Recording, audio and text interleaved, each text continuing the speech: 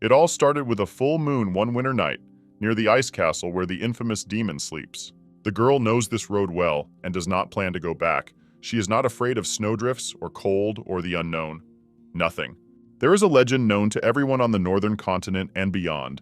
If a valuable offering is given to a blue-eyed demon sleeping in an ice castle, the demon wakes up after its long sleep and grants a wish literally in an instant. That's what the girl came here for. Even though it's a very old and forgotten unproven legend, there's a reason people continue to believe it. It's because there's only one day a year when an ice castle appears in the night sky and it's very beautiful. For such a person, it is not a pity to come a long way, to go into the unknown and risk the cost of his life. Such people are few, but they exist. At this point, the girl stopped and did it on purpose. She has some item in her pocket that she brought in for one case. It's unpleasant, painful, nasty, scary, and now she's going to do it. The tool is very well sharpened. Without even blinking an eye, the lady brings it right up to her hand and wounds herself mercilessly, as if she does it every day. Apparently, this is the offering she decided to make for the ice castle demon. The lady is trying her best to make herself believe that the legend is true, and she has come here for a reason. She is expecting to meet him and can barely keep herself from fainting. Her powers won't last long, and if nothing works, this beautiful, sweet girl risks never waking up again and freezing in this unfamiliar terrain. Patience is becoming less and less. The wind is speeding up. She has stopped feeling her hand and is starting to get frustrated with her naivety. She has no food, nothing to keep her warm, or a familiar cabin to go to for the night. And with every passing second, it seems like it's all for naught. Even if she went back right now, she just wouldn't make it, either starving to death or from frostbite.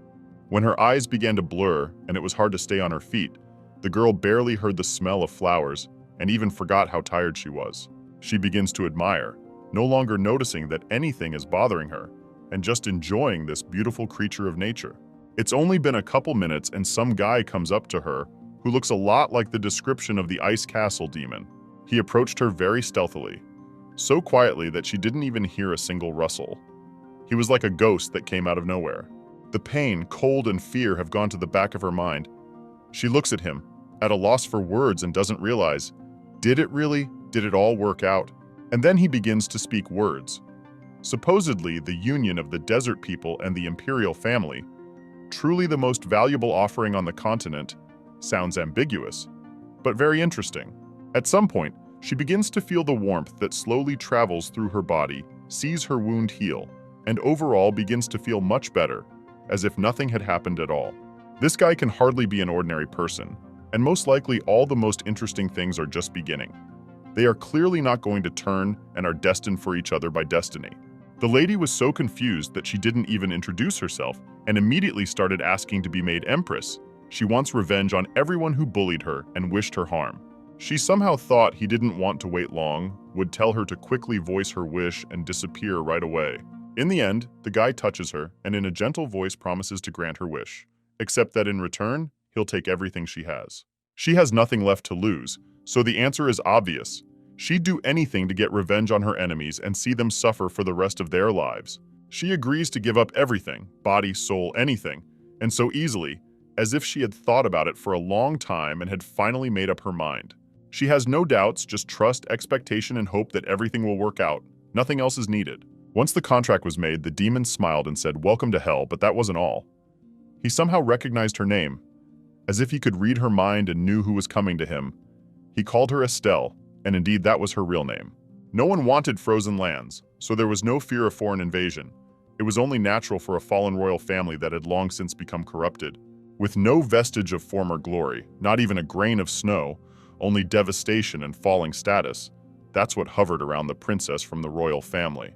It was her, Estelle de Arton, from whom everyone had turned away and started to consider her an empty place. The girl no longer saw the meaning of life, and no wonder that all this led her to such a decision. Meanwhile, Estelle wakes up in an unknown place. She has never seen this room and doesn't understand what happened. She was a blizzard last night, seems to have seen someone, and already she's waking up in a soft bed, as if someone carried her. She obviously didn't get here on her own, which means the guy has to be here somewhere. Now we have to figure out what happens next and if he honored her wish. Looking out the window, the girl sees something she shouldn't see. This ice castle is only an illusion that can be seen once a year. But she saw it yesterday and right now. It's all too strange. There are endless questions and no answers, and they are unlikely to appear anytime soon. Meanwhile, she slowly remembers those blue roses blooming in the snowy field and rejoices as if she had seen them again. It was the most beautiful thing she had ever seen and felt in her life, and that wasn't even taking into account the meeting with the demon who had literally warmed her heart at first sight. His blue eyes are something, if she could drown in them, she'd love to do it without even thinking. Estelle has some mixed feelings. On the one hand, there is no place for any feelings, but on the other hand, she can't control it in any way. At that moment, someone knocked on the room and warned that a few people were coming in, just in case she was still in bed or needed to put on some clothes. Some guy comes in, she didn't get a good look at him, and he's got 3 maids with him, and they're holding a bowl of water and a couple of outfits. The girl didn't understand what it meant and wanted to ask some questions, but she didn't have time, and they were the first to speak. A guy walks up to her, and instead of telling her what happened, he starts greeting her and says he's going to serve her. She's completely confused and doesn't understand whether he's a demon or not, whose house this is, who's the master here, and why all of a sudden she's being treated like a mistress. It's all too strange, incomprehensible, and even a little alarming. She was expecting to see a villain in front of her, but she saw the most polite and sweet person imaginable. If you remember what she asked him yesterday, there was something about an empress in her words, as if she wanted to be one. Let's say she did become empress, and these are all her assistants. But what is a demon doing among them that has nothing to do with this and should not have been in this role at all? The more she listens to them, the more she doesn't understand. She needs to be alone with him and find out again. At the moment when everyone else turned away and was busy with their own business, he showed her this gesture which meant that he would soon tell her everything. It was better to be patient, and for now, not to ask unnecessary questions. It was left to put up with and not resist. She began to help her to tidy up, began to do her hair, makeup, and asked what his mood was today in order to pick up a suitable outfit. You can see that the assistants are professionals. They do everything very quickly, but at the same time, they do not pull out the hair and do not hurt, as it usually happens in a hurry. Assistants start working at the same time, which speeds up the process considerably and saves time. Estelle can't stop thinking about the fact that she doesn't even know what to think about. She has a lot of thoughts, but they're about nothing. When it was done, the assistants left them alone and went about their business, which meant she was about to learn something, or at the very least, there would be something interesting to learn. She's been waiting all morning for this moment and doesn't even know where to start, how to talk to him properly, or maybe he'll do it all himself. Estelle asked him how he had managed to become a servant and why he had done it, because any other person could have been put in that position, to which he replies that he'd love to be her assistant. He can do anything she needs him to do, and he smiles as if he's not telling her something. There's a strange energy in the room, as if there's something waiting for her, something he's not in a hurry to tell her about yet. The demon hinted that he was perfectly happy with the role, and why that was so she would find out very soon, and much sooner than she could imagine. And then he throws her on the bed, holds her down so she doesn't run off and hit some sharp corner. Estelle knows exactly where this is going, but for some reason she doesn't stop or try to resist. On the contrary, she's enjoying his persistence and will do anything he does to her right now. The guy is well aware of what she allows him and what she doesn't, except that apparently there are almost no inhibitions in his direction and there won't be any.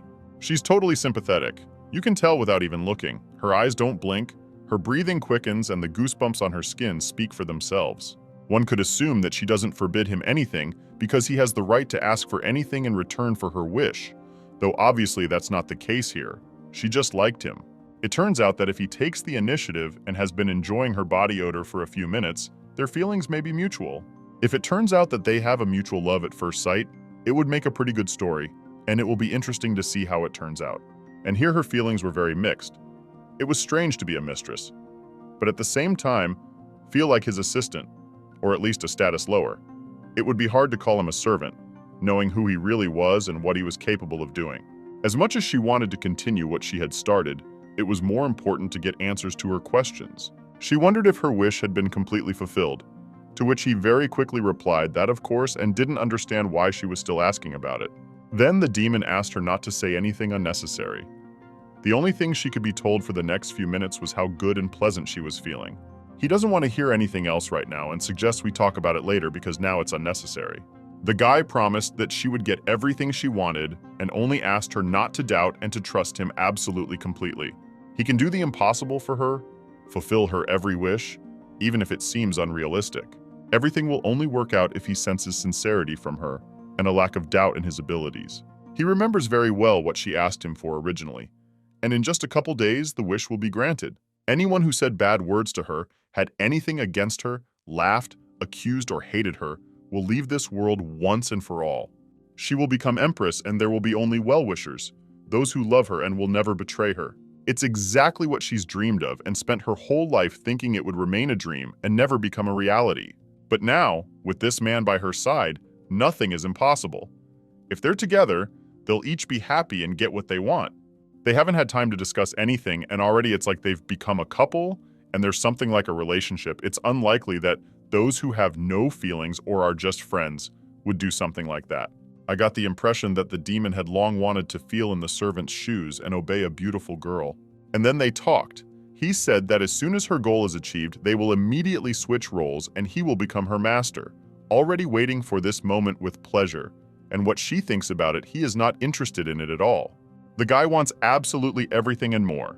She'll be under his power and total control. It had been a long time since the demon had met such pure-of-heart people. It was usually the villainesses who came to him, not the nicest people. So Estelle caught his attention very quickly and instantly. Meanwhile, the people finally saw a sight that no one could even imagine. They saw the ice castle, and of course, at that moment, there was not a single person who would not come out to admire such a beautiful view.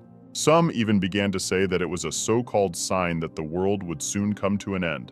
A great many newspapers were circulated, all issued with great rapidity and on a vast scale, at which time others say that the nation is threatened with an endless winter and a marked cooling of the whole continent. All these opinions had something in common. The ice castle is undoubtedly an ominous sign of something bad, and nothing good is to be expected. The authorities are interested in this issue. They can no longer keep silent and ignore what is happening. They should somehow comment on the events and talk to the people. Everyone is very aware of it, but at the same time, they don't want any part of it. Everything is very serious. No one knows the truth, whether it is worth paying attention to it at all and what to prepare for. For everyone, regardless of status, a big mystery. Some mystery carries an ice castle and how to react to it. These people feel a huge responsibility. They have no idea what to do, but at the same time, they can't do nothing either. They start endless meetings.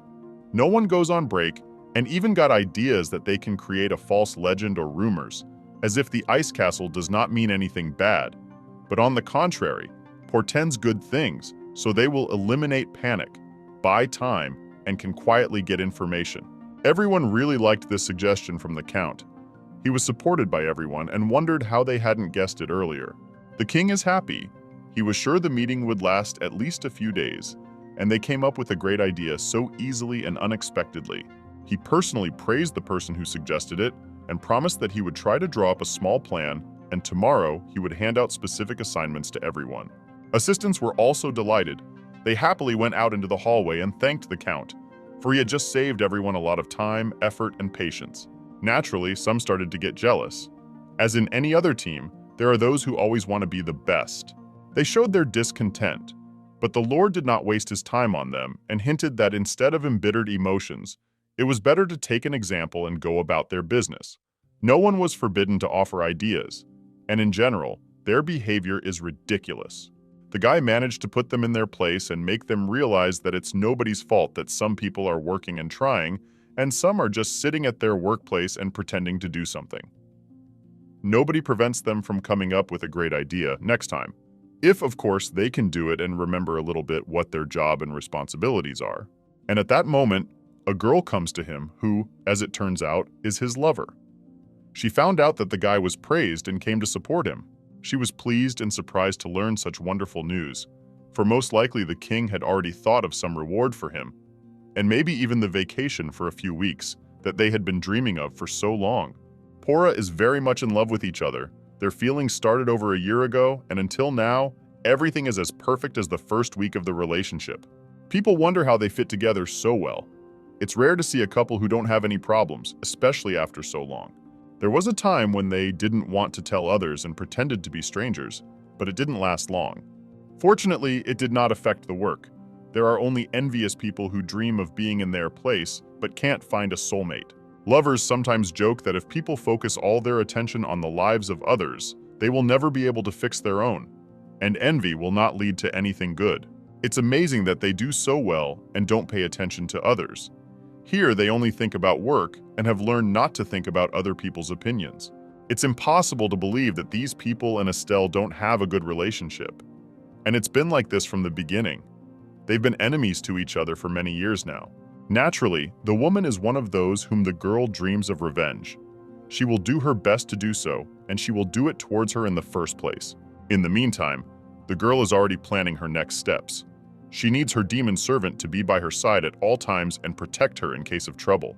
He smiled back and hinted that soon they would switch places, and it would happen so fast that she wouldn't even notice. He scares her like that a lot, but the girl knew what she was getting into, and so far, she tries not to think about it and doesn't give in to his manipulation. He can wait for something, say anything, hint, smile. She has a goal and everything else is waiting for her later. And for now, she doesn't think about it. At least she tries to. There are too many enemies around who have not yet been punished, and whose frightened faces she longs to look into for a long time. Meanwhile, they have some intimacy again, the demon unable to control himself and restrain himself from touching her body. She literally charmed him, and there's nothing to be done about it. There's obviously something between them, but it's too early to call it feelings. Maybe just affection, which will grow into something more later on. Estelle is very hard to navigate when he first hints that he will soon become her master and take everything she has, and then suddenly becomes gentle, as if he is incapable of what he warns her about. And in the meantime, they had already been invited in by the woman who, even now, was not pretending or making an effort to smile out of politeness. Estelle doesn't expect anything good from her. She just knows that soon enough they'll switch places and she'll look down on her. These two, even in appearance, are very similar to each other, and surprisingly, although they have a beautiful and tender relationship between them, to all others they are very demanding and almost never show their goodness. The girl greeted these people, though she had thoughts of leaving the place as soon as possible, as if they were taking away her energy and stalling on purpose. The woman starts asking something about luring someone into the palace so quickly, and at first glance it even looks like praise. But it's too early to rejoice. It's unlikely she invited just for that. Turns out it was about Estelle supposedly being able to find a guy very quickly and lure him into the house for a few days, just like her unwed mom did. She is hinting at a non-serious relationship and intentionally poking fun at him to humiliate his authority even more. Mrs. has no idea what they are really going through and what this guy is here for, although if she did, she would never dare to say such a thing. After that, she wanted to look the man in the eye. She asked him to raise his head, unless of course he was ashamed to do so. The guy smiled slightly and is already expecting some unpleasant words in his direction. I wonder what will come out of this and who will regret his words. And then the woman says something that no one expected from her. Even though she has a favorite person, she was not afraid to say that this guy suits her much better than Estelle, and even asked where they met. The girl realizes that she is not worthy to hear the truth and made that he is just an appointed assistant, not the first person she met, as everyone thought he was. Estelle never thought it would end like this. She's afraid that Mistress will take too much interest in the demon, or maybe somehow find out who he really is. So that the girl would not be too nervous, he came to support her, and was surprised to find out that she was going to leave the place without making too much noise, and had been thinking about it for half an hour already. She doesn't want to be here so badly that it's literally disgusting to look at these walls and hear familiar voices and realize that it's going to be like this for a long time to come. She had one question for the demon. Was he trying to seduce the Empress? Or did she see something special in him and it was just a coincidence? Judging from her words, at least one thing is clear. The girl has not yet become Empress. This place is occupied by the very woman they just left. At this point, the guy's slipping up. It's like he doesn't want to talk about it, which is alarming. And suddenly, when he saw a drop of disappointment in her face, he said very important words, or rather reminded her that he had promised to make her Empress of and the methods of how he accomplishes it in reality are of no importance. Accordingly, it may be that he is merely endeavoring to gain the Empress's confidence, to deceive her, and thereby accomplish her wish. He explained that he could do it in a very easy way, just a couple of hours, by destroying her. Well, such boring tasks he just cannot tolerate. He wants something interesting to strain his head, think, and arrange the whole case. He has no obligation to her. He's doing the job, and how he does it is his right and his decision. Estelle replied that she had nothing against it. She just wanted to know the concrete steps. The main thing was the result, and how he was going to come to it was not important. Though she herself had just said it, there was a possibility that she actually thought quite differently and was not enthusiastic about what he was going to do, or rather, how. She thought he liked her, and there's no way he'd be interested in another woman, even for business. That wasn't all. She wished the demon would just call her princess from this day forward, no names or anything. Of course he agreed. It would be much easier that way. Lately, the girl often thinks a lot. She is confused about how he feels about her, what he feels, what he thinks about, and what his plans are for her. Ideally, I would like to see some kind of relationship develop, and it would be a shame if the touches, nice words, and what they had between them didn't mean anything serious. Maybe he's just trying not to glamorize her and doing it all he can think of. You need to look into it so you don't regret it later and try to deal with feelings that aren't mutual. She suddenly wanted to know absolutely everything. What he was guided by and why he decided to seduce the Empress and not to act more brutally. He asked not to ask such questions, as it was none of her business. But if he was interested in anything else than that, he would be glad to answer and explain everything. After just a second, he says that if she is so much interested, he can explain in a nutshell. But no more. The thing is, logically, they need to weaken the power of the Empress. The easiest way is to destroy the relationship with the Count. She'll have a lot of problems and won't have the power to control everything else, especially since she likes him. It will be much easier and everything will work out perfectly. It's just a matter of a few days, a week tops. The girl thought it wasn't a bad idea. It was as if the situation was adjusting to their plan, and it would be strange to ignore that, to act differently. The only problem might be that if the Empress suspects something, and if she does, you'll just have to run off. The guy replied that he wouldn't have to do that. That's why he's helping her. He knows his business, and it's frustrating to hear that she's already preparing some backup in case something doesn't work out. Estelle apologized and explained that she just feels strongly about it. She's never collaborated with someone like him, so that's why she's worried. And then he asks a strange question if the girl wants to go outside the palace, but she doesn't quite know what that means. He smiled oddly, took her in his arms, and asked her not to ask too many questions. Basically the same as usual. Estelle closed her eyes. She trusted him at first, a little afraid, but then relaxed and began to wait to see what he wanted to show her. The demon climbed up on the roof, showed her the city from above, and the view literally made her speechless. It was insanely beautiful and mesmerizing from the first seconds. She had definitely never seen it before. He was pretty good at changing the scenery and making the girl forget her problems for at least a couple minutes. If you thought that was the end of it, it's not. The guy suggests going to the moon and taking a little trip. He didn't really ask if she liked the idea or not. He just put it to her. Estelle had heard something about the moon. It's the most famous elite tavern in the capital, where high-ranking nobles and rich fools gather to have secret conversations and gather information. Meanwhile, they're on the spot. The guy lets her go and tells her he's going to buy information and get something she'll definitely appreciate. He just started to enter the establishments as the security guards immediately stopped him and asked for a pass, without which entry is forbidden. And he had to literally snap his fingers, and the problem was solved. No more permits needed and no more skipping. The guy asked not to be surprised and get used to it, because now it will always be like this. She does not know much yet, and there will be many such surprises. From this day forward, those who bow, show respect, and let anywhere pass will be far more numerous. Such will be almost everyone on the road. They walk in, and the first thing they see in front of them is a huge amount of scattered books all over the floor, as if some crooks had just been in here. All in all, the inside looks very much like a library. Only odd that instead of an adult, they saw a boy, and apparently he's the only one here. He acts like it's not the first time he's been here, and really loves everything to do with books. He clearly spends most of his time here. It was time to ask if Estelle knew who the owner of the moonlit place was, and as far as the girl remembered, she replied that it was the Marquis of Parsilias, a famous widow in social circles who built a moonlit place using her dead husband's fortune. On the continent, it would be harder to find someone who didn't know her. She's a very famous person that literally everyone has heard of. There are so many different labyrinths, unusual layouts everywhere. The place is special and very hard to forget. The guy hinted that the information may not be completely true. It may just be a legend to tell the real truth. Also, warned that not everyone needs to be told what they came here for, and if someone asks, it's best to say anything but the truth, like everyone else around here does. Estelle introduces herself and wants to meet this boy. She is surprised that children are more into books than some adults are. The boy welcomed her answer and said he'd be glad if they ever came here again. Afterward, the girl recalled that she'd seen him holding some book and said she'd really like to see it. This book is very strange. It's even called The End. The boy was pleasantly surprised and started asking if she had read something similar and suggested that they might have the same taste in literature.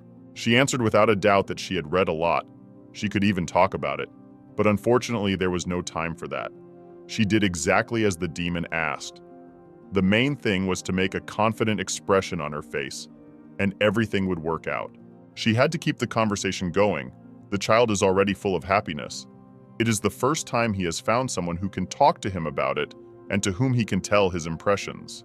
Suddenly, he wanted to say something, and for some reason, Estelle felt as if she felt that something very strange was about to happen that might frighten her. The boy starts complimenting her and acting like a grown-up guy. He takes a strand of her hair and lets himself go too far. Just because he's a child, you have to communicate very politely, although if it were an adult, the reaction would be a little different. The girl explained that it's unnecessary, and at the very least, it's not very nice of him. They've only known each other for a couple of minutes, and even if you don't take into account the age difference, his behavior makes you want to know better. When he finally embarrassed himself, the demon is ready for the consequences, and Estelle has no idea what's about to happen. The guy calmly asked her to step aside and is ready to defend her. It sounds strange, but now everything will become clearer. The boy turned out to be more than just a child. He was hiding behind that mask the whole time and literally in a matter of seconds showed his real face. For sure, only the demon knows what is happening, but the girl almost fainted. She has never seen such a thing in her life and cannot believe that this is possible. In front of her, just my child, and already a grown-up guy. She doesn't even know how she feels right now. At first, it was interesting to watch. Now it's scary to even think about what surprises await her next. And even that wasn't all. It wasn't just that her assistant sensed what was about to happen, a demon just like himself. Moreover, he still dared to offer to say goodbye to the past assistant and make a pact with just him. The guy wouldn't stand for it. He pushed him away with his thoughts and wouldn't even let him say something like that. He was prepared for this situation and had already neutralized his enemy. The villain, already immobile and unlikely to dare do anything else, had to be warned that one more word or movement, he would regret it very much and remember this meeting for the rest of his life, which could still end much faster than it should. After a couple minutes, the guy loosened the force, gave him a chance to breathe, and Estelle just can't find the right words at this point. And at this point, the assistant says, that's it. They've done all their business, and they can go back in. Now it's clear what they've done here and what the library has to do with it. He just didn't want to scare her beforehand. Otherwise, she would definitely not agree and refuse to even think about it. The guy gives them a look as if the case is still open and he doesn't plan to stop. Estelle keeps turning around, afraid he might be too close. She's somehow uncomfortable. Even his voice sounds like it makes her want to leave this place much faster so she doesn't have to listen to him again. The deputy takes her in his arms, tries to calm her down, and promises that that's it. It's okay now. He'll just do a little teleportation. It'll take seconds, and they'll be right in the room, and that's what happened. She can't stop thinking about that boy who didn't act like a child at first, and as if he was hinting at who he really was. She will remember this day for a long time, and from this day forward, she will now always ask where they are going and what will be waiting for them. The girl was even a little offended. The demon could have hinted that she should be ready for anything. After all, she thought they were just going for a walk, and nothing unusual was waiting for her. The guy had recognized her weaknesses a long time ago, started massaging her, and she forgot about all the bad things the second she felt his touch. On the one hand, she was very angry with him, but on the other hand, who else would one go to such a place and live such unusual emotions with? Anyway, it's even better than staying in the room and being afraid to see the Empress, who could walk in at any moment. He fills her life with colors from the first day, makes it much brighter and fuller. Estelle even thought that maybe, even if it is not very pleasant surprises, she likes it very much. The unknown used to scare her. But now, living an ordinary life was becoming too boring, especially after all she had seen lately. She's only worried about how much she can trust him, because she shouldn't forget that she has a real demon in front of her. He can't say anything about it. The girl should feel it herself, although it's too late to think about it. The contract has been concluded long ago. He's definitely not going anywhere anytime soon. So it's just a matter of watching what happens, making your wish come true, and hoping that when it's her turn to pay for the contract, nothing too bad will happen to her. She's doing it for the first time and has no idea what she signed up for. The only thing that's clear is that her life is better with him. And so far, she has no regrets. Given the way they already see each other, chances are he won't do anything bad to her. At first they were complete strangers, but now there is something more between them. Not just a contract that binds them, but feelings that will definitely manifest themselves in time. He's so gentle with her that he's unlikely to bully her after the contract and behave any differently. If you look at them from the outside, you can see her fear melting like ice with every touch, and he can see it very well. They are very well suited to each other, and if they were not, I doubt if Estelle would allow him such a thing. I wonder when they will stop hugging and discussing some business, pretending it's strictly a business relationship. It's like the guy is teasing on purpose and watching her reaction. Meanwhile, when the ice castle merely showed its appearance without causing any significant changes, the northern continent, which had fallen into great confusion, gradually returned to its original state. Rumors that the ice castle would bring blessings and glory probably contributed to this false sense of peace. People stopped being afraid of bad things and just stopped noticing them. The ice castle, which never disappeared anywhere, turned into a symbol of the boundless glory of this empire. For several months, the authorities have not been able to find out anything. The case is frozen. But the main thing is that there is no panic among the population, and so far, they are satisfied with it. Meanwhile, Estelle went to the window, opened her favorite book, and decided to read a bit while she had the chance. She wasn't careful and accidentally stubbed her toe, ruining her mood and making her not want to read the book. The urge to read the book was complicated. She just wanted to get her mind off the thoughts of the demon that were keeping her busy. She remembers their last kiss that never happened. It was all leading up to it, and she's genuinely upset that it did. She longs to see his eyes as close as the moment she almost drowned in them. The emotions she felt around him are impossible to put into words. Being alone together is a real ordeal she can barely cope with. Those sly eyes, the smile, the behavior, the hints, the state of being around him, it was simply incomparable to what she had felt and seen before. The girl did not notice how in the foreground she was not her former desires, and he, without his presence around, she feels incomplete and cannot normally exist. It was as if he had charmed her, and there was nothing she could do about it, and she would do anything to have him by her side, even if she had to be in danger, as she had been in the library. Stay at home alone has become so unbearable that Estelle can barely hold out not to be rude to her assistants. She irritates literally everything, even in the sunlight that enters the room through the window. She even wanted to pick at things all the time. The old clothes, the food that was always cold, the dust in the rooms and the cobwebs. All these things that used to abound were suddenly gone. Lady has no idea what happened, but the maids who had been neglecting their duties suddenly started working hard. There wasn't even anything left to punish them for. Everywhere is in order. Everything is shiny. The palace of the princess has changed so much that it was simply unrecognizable. It was as if she was in some other house. On the one hand, this is very good, and there's no reason to be upset, but in her situation, strained and annoying. Even this. It's also strange that the Empress hasn't summoned her once this week. It's as if she's forgotten about her, which can't help but make her happy. It turns out that all the things she didn't like before, the disorder in the house, the constant presence of the Empress, all of it is beginning to disappear, just as she had dreamed it would. It all coincides strangely with the fact that the assistant himself has disappeared. Usually he came every day several times, and then suddenly he disappeared, as well as all the problems. Just thinking about it, he was right there. Estelle almost fainted, and it was a good thing she didn't say it out loud. At least he didn't hear anything. She doesn't know how he got here because she kept looking toward the door. The window was closed. As usual, in his own style, this man could not appear in any other way. On the one hand, it was unexpected, but on the other hand, quite expected. Estelle caught herself thinking that she really wanted to confess everything to him, but she was afraid of hearing words that would hurt her heart forever. And she will have a fear that love and feelings are something that will never come to anything good. You need to suppress it in yourself and never fall in love, much less talk about it first. The second he touched her earlier, she had a thought. What if it was a mismatch and he appeared as soon as the wounds appeared on her body? Maybe it would work that way next time she would make sure to check it out. It's enough that he's just there. You can be quiet, you don't even have to talk. It would be nice to know what he thinks about it and why he shows up even when there's no reason for it. Is this his way of saying that he's in love too, but he's afraid to talk about it directly? They've had so many misunderstandings over the years that they can spill over at the worst possible time, and then it's just impossible to control it. Their silence speaks for itself. Now they're doing nothing. There's no business. And he showed up and didn't talk, like he was bored too and couldn't hold back anymore. And suddenly, he again suggests a place to go, asks me not to ask too many questions, just to trust and agree. The girl can't believe that just when she thought she missed it all, how everything happened in her life literally minutes later. And before going to one place, he took some jewelry out of his pocket. He didn't even let her look at it properly. He put it around her neck and told her it was better to look at it in the mirror.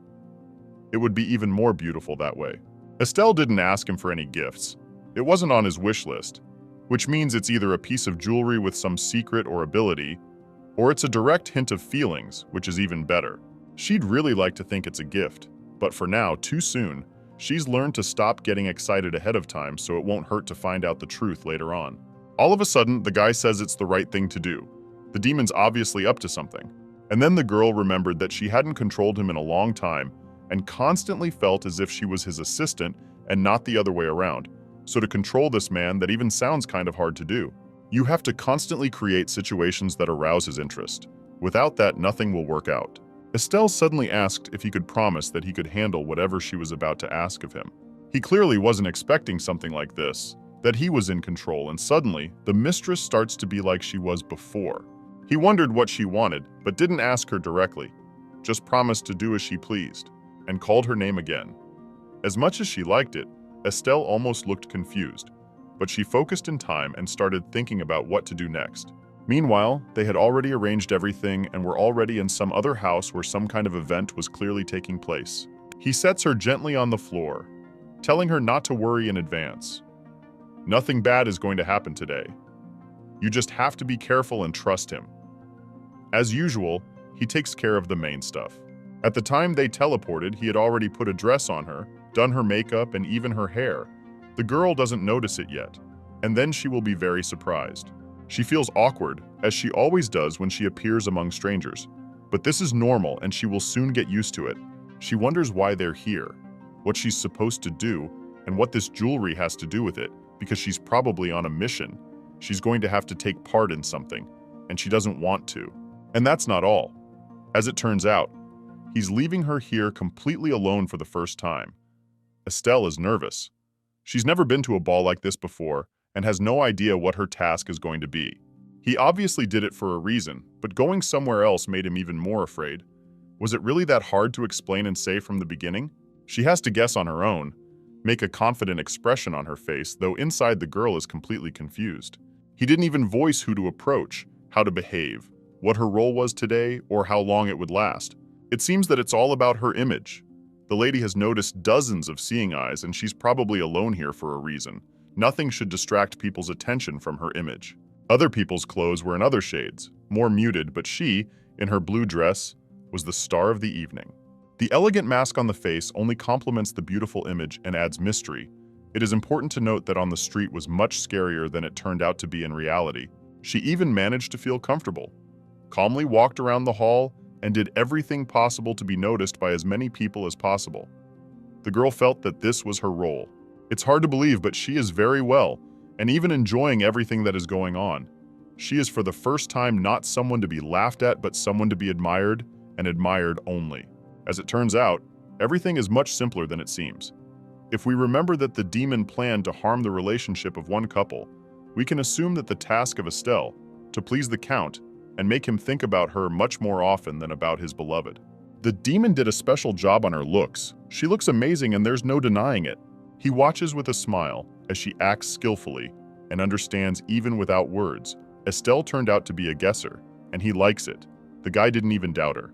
The original girl could not even think that the guy would watch her, and she would have to do all the basic things herself. Although initially he said that it was the other way around, that she would have to do almost nothing. After a while, she got tired of being inside, and since she'd already seen him, wanted to come and discuss what she didn't know yet, and see if she's already made any mistakes so she knows how to behave and if she's getting it right. He replied that everything was fine. She was doing even better than he expected her to do, so there was nothing to worry about. We just had to keep it up. And to give her even more motivation, so he touched her face again, like he was trying to kiss her, but again, he didn't do it. And then she begins to realize why he sent her off alone and why he gives her so little of the information she constantly misses so much. When the guy asks her how she feels about the experiment, she says she hasn't felt so at ease around people in a long time, usually looking down on them. But today it's the opposite. It's amazing how she hadn't noticed before that usually such events are held in the daytime, and it's rare that anyone organizes such events in the evening, since most people don't have a good way to get home. And then he takes her hand. It looks very beautiful from the outside, and it's another situation where everything is too ambiguous. She's afraid of misunderstanding him and tries to ignore it. The demon asks her to dance, for here you can hear the melody playing inside very well. He thought that was a very good idea, and why not? He warned me that it didn't mean anything. The atmosphere was too inviting and he couldn't help himself, as he loved to dance as a child. Even though it looks like a blank slate, you can tell the opposite from his eyes. It's definitely not that, and Estelle realized it right away. Naturally, she could not refuse him. She gladly agreed, and even from herself did not expect it to be so easy. She never had to dance with someone in a couple, especially when other people might see it. She was too shy, and even in her own room, she didn't always feel comfortable. Her personal space didn't exist for anyone. It was like that all through her childhood and beyond. Now she's a different person, and it's all thanks to this cute demon. He constantly reveals her potential in different areas, because who would have thought that the most shy Estelle, who was afraid even to be photographed, would suddenly dance in the middle of a huge courtyard, not even in her own home? She liked the move so much that if he offered to dance every day, she could do it as long as she liked and wouldn't get tired of it. There's something else that makes her like this dance so much. The whole time he's supporting her around the waist, and that's what she likes best. At such moments, you really want it to last forever and never end. Unfortunately, this is impossible, and the time of the dance ends in just a couple of seconds. It was a shame she couldn't make more wishes than she should. She would have loved to ask for endless touches, his eyes in front of her face, and a voice that made her want to fall asleep like a baby after a fairy tale. Absolutely everything he says to her right now, she literally doesn't take it in. She hears some sound in the background going crazy just from him being around her. You can imagine how she will feel when they had their first kiss or something like that.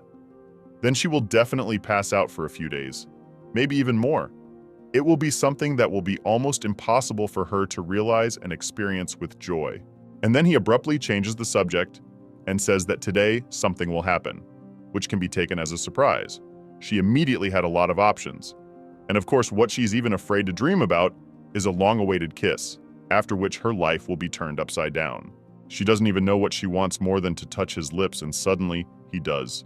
The demon's so close that it's already all clear. He fulfilled her most important wish, which she couldn't even dream of. The girl is over the moon, and now she doesn't care whether someone is looking at them or not. What they will think about it if they see it. She just enjoys the moment. Her feelings are just impossible to put into words. She's wanted this for so long she stopped even believing it was possible. If a girl right now loses control of herself from the pleasure he gave her, she won't even care, because the most important thing has already happened, and everything else is unimportant. Meanwhile, it's the next day. The girl is sitting in some office going through papers. She was going to find some special documents, but she was able to find the ones in the public domain and nothing more. This morning, the girl felt that she wanted some changes, or at least to understand clearly what was going on in her life. She was tired of guessing and parsing some hints. You need to be more active, engage in your own life, and not be afraid to change something. Lately, the girl is too neutral and as if floating on the stream, and this is not normal. So much has accumulated that I want to give up, go to sleep, and wake up in a few years and let it all go away, but unfortunately or fortunately, that's not the way to do it. Surprisingly, even after a kiss, which usually makes things clearer for other people, in her case, it just got harder. Estelle never thought that just when her dream would come true, she would not be happy, but on the contrary, only things would get more complicated. She's sitting there very sad, and as usual, out of nowhere a demon appears, so to speak. He knows how to choose the right moment and appear when she's not in the best mood. He starts sending her a dress and smiling, and it's actually starting to get really stressful. Estelle thought it was serious to talk to him, but could not bring herself to do so. She had two mixed feelings. Though he thought he would see her most happy and smiling, it's like nothing has changed and nothing has happened between them, and she really doesn't like that. There's no certainty, like from day one. So they were silent for a few more minutes. There was not a single sound or word. It's a mockery of some kind. I don't know how she'd put up with it before, and even now you could say something, because this was the most embarrassing situation I could think of. And then a miracle happened. He spoke first. The demon realizes the mixed feelings she has right now and admits he has the same, just needs to cool down and have a normal talk about everything. Now is not the time for this. It is better to pretend that nothing happened and then everything will happen by itself. No one wants to be silent, embarrassed, afraid. Time will pass. Everything will fall into place. They will realize whether it was a mistake or not and many other things. To do anything at all, he began to create a very beautiful hairstyle. Does it so skillfully, as if he had been practicing for a long time and had been doing it for years. He doesn't care what hairstyle she likes. He just wanted to experiment in case something works for her, and he does it every day. Her red cheeks would not go away. Her gaze was constantly traveling and her voice trembling, as if she were standing before a great precipice and seeing the abyss before her. In contrast to her, his gaze is on the contrary, calm as ever. He even gets that same smile, which means he's very much in control of himself. You can't tell by looking at him that there's so much trouble around, but looking at her, you can tell without words. The only good thing is that his presence softened things up a bit and kept her from being alone. The girl felt needed, realized he hadn't forgotten, and was thinking about her a lot more than she thought he was. Meanwhile, it was reported that the chief maid of the Empress's palace was already in, which meant that one must leave the room. The guy realizes that now unnecessary problems will only hurt her. He asks just to be near him, and in case of what, he promises to take care of all the problems. It was as if he knew he had come to protect the girl, and it was about time. Today, the Empress had no chance of ruining her day. Demon behaves like a real man, the way girls imagine an ideal guy to be, attentive, polite, and always able to help. You don't even have to ask him to do that. As it happened in this situation, Estelle is very happy about it, so had no problem agreeing to go out to the palace, almost no worries, and not even hiding behind his back. It is very rare, but she is more or less not afraid of anything or worried about anything. She walks forward calmly and doesn't even hide her gaze. Suddenly sees a guy sitting at the table, drinking tea and enjoying a great start to the day. He's in no hurry and looks rested. Tea drinking, it is his favorite pastime. He can be his at any time of the day, a great many times, and answers even the most similar varieties to each other. He saw the girl, greeted her and invited her to join. Even made room for her and asked her what tea she liked best. He has a huge collection, so can find or offer anything for any taste. Today they chose a very rich drink, honey flavored with a touch of caramel. Estelle couldn't relax. She heard that the Empress was looking for her and she didn't understand. If it was true, then what was he doing here? He should normally be by her side. It turns out it's all a hoax. The Empress isn't waiting for the girl. The guy set it all up on purpose so she'd go outside and couldn't hide anymore. He knows very well that usually in such situations, a girl likes to find excuses, hides in a room and prefers to refuse than to see someone, so she can be met only like that. It wasn't a bad decision, but she wasn't very happy because she was preparing to see the Empress, and in the end, it didn't happen the way she thought it would. It was unpleasant to learn the truth, though on the other hand, she would do exactly as he thought. Maybe the guy wanted to talk about something serious, and there was no other way to do it. It turns out to be her half-brother, who is only a few months younger. He has always had a different status compared to her, a nobody princess who was born of an ordinary woman. The guy grew up in posh conditions. He got love, money, the best upbringing, education, and never needed anything. Estelle at that time just watched all this and was an empty place. They never had a normal relationship with him, always quarreled and hated each other. Her brother looked down on her and very often took advantage of his opportunities. Trust from adults, set traps for her, and set her up in different situations. His hatred came out of nowhere. She didn't even show up near him, avoided meetings, didn't bother him in any way, and he just wanted to ruin her life for no reason at all. It was very humiliating and hurtful, especially when everyone left the house. He would purposely stay with her, punish her for any little thing and pretend she deserved it. Everything was so bad and unfair that her parents didn't even pay attention to her wounds or bruises on her body. They just didn't care. No wonder she hates her relatives and wants revenge on each of them. Now I can see why he thought he was unlikely to want to see him, much less sit with him over a cup of tea. Very curious about what happened that it suddenly remembered her. The guy didn't stall. He told her that he had heard a lot of rumors and wanted to find out some information from her personally. Some of his acquaintances had noticed that some time ago, his half-sister had danced with an aide. It was logical to assume that they had some kind of relationship. And this was another reason to call her not the most unpleasant words. To hear it was unbearable. It was the same thing he had told her before, when they lived in the same house and saw each other very frequently. Also, he specifically calls her mom names, insinuating that she's just like her and nothing good is in store for her. So far, they haven't had a normal conversation. He's just calling her names and thereby raising his self-esteem. Estelle can barely contain herself. This man knows very well what to push to make her feel just awful, and she can't even find the strength to answer anything. Under the guise of a nice tea party, he insults and does it on purpose, even though the girl has done nothing wrong and hasn't even seen him in over a month. She just doesn't deserve to be treated like this. And she doesn't know how to get this man out of her life once and for all. He's so nasty that he doesn't even have a single friend. Everyone turned their backs on him when they realized he's no good. His whole point in life is to ruin everyone else's moods and feed on bad energy. Just because he has a higher status and has very good relations with the Empress, he allows himself everything and even more. For example, when the girl was about to leave, he accidentally dropped a cup of tea on his foot and ordered her to stay. She knew at once what it meant. She must wipe his shoes and make it look as if not a single drop of tea had gotten on his shoes.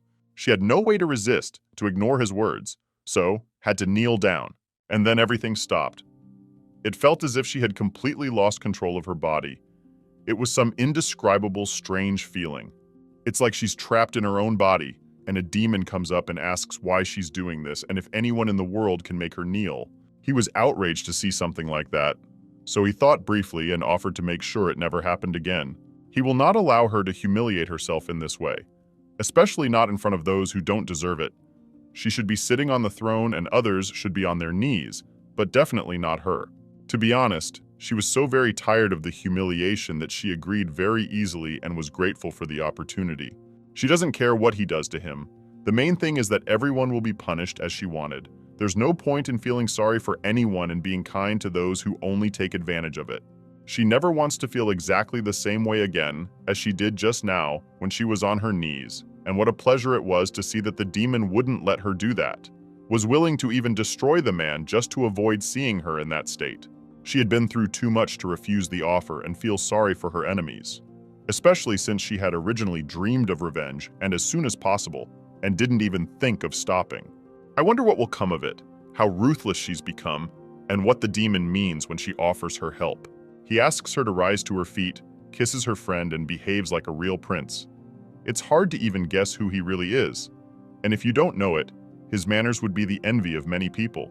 Eventually, once he got approval, the girl's stepbrother starts choking. He coughs really hard and asks for someone to come over to help him. He doesn't even have the strength to say a few words and looks like a demon of power and thought fulfilling his mistress's wishes. The stepsister doesn't even look in his direction at this point because she realizes that if she were in his shoes, her brother would never do anything differently. He was at the very least smiling, happy about it, and lastly, obviously wouldn't say anything nice. So everyone got what they deserved.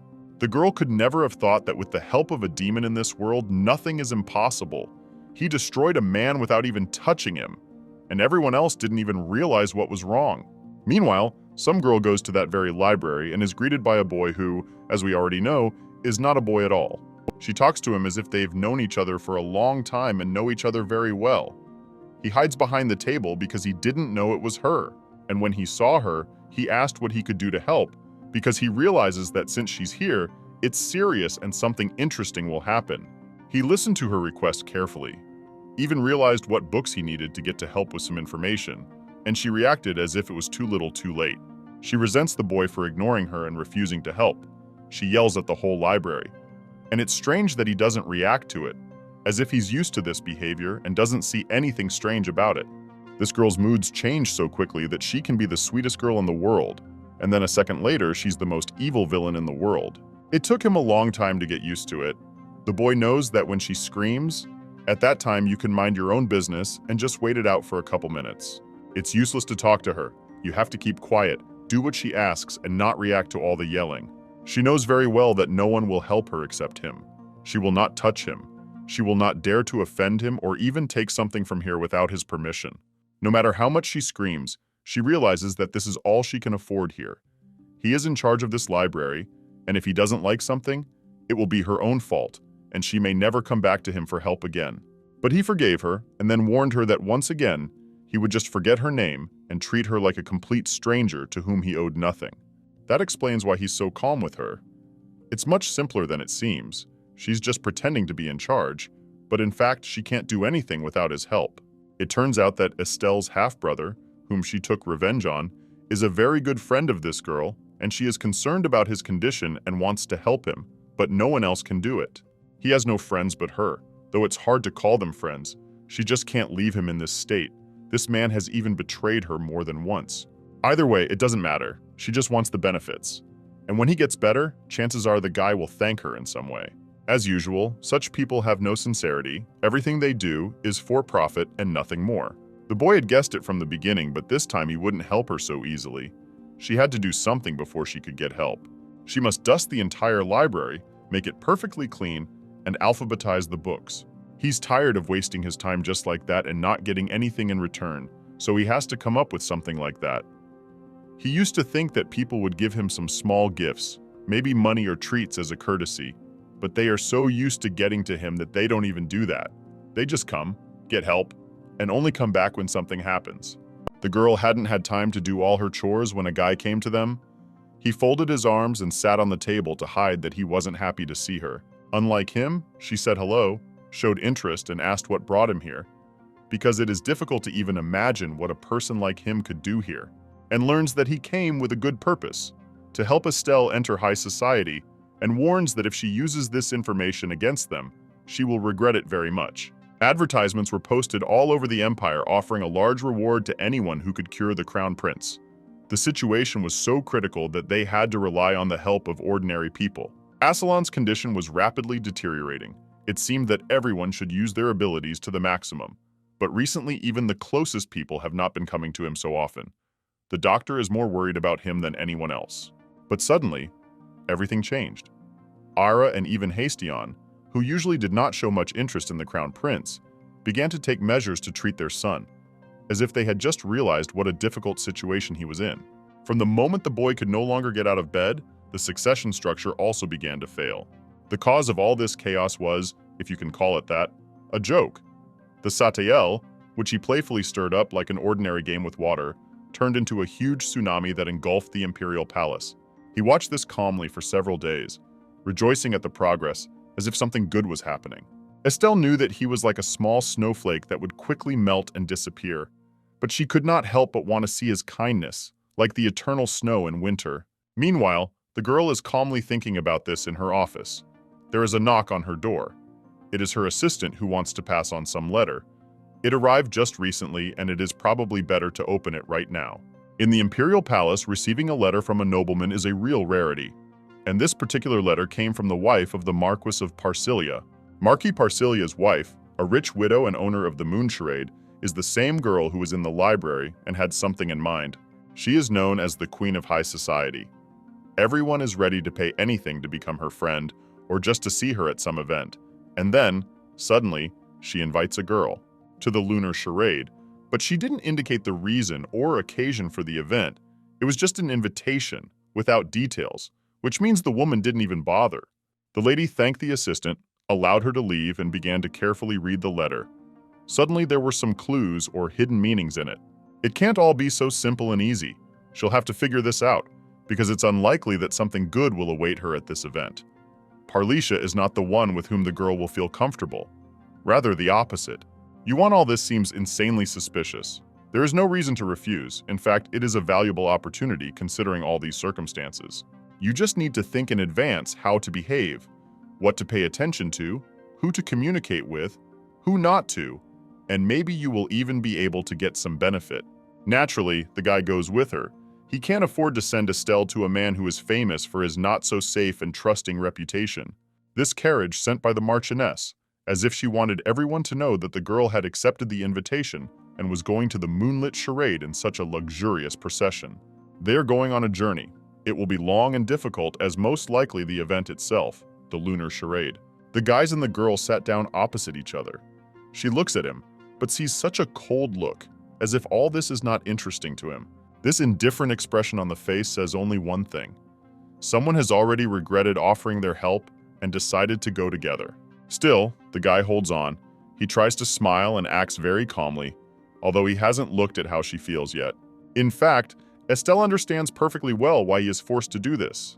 She has been out of the public eye for so long, no one could have imagined that she would be able to ascend to the imperial throne. Even now, when Aslan is very ill, or the succession to the throne is unclear, everyone is looking for a distant relative, not her.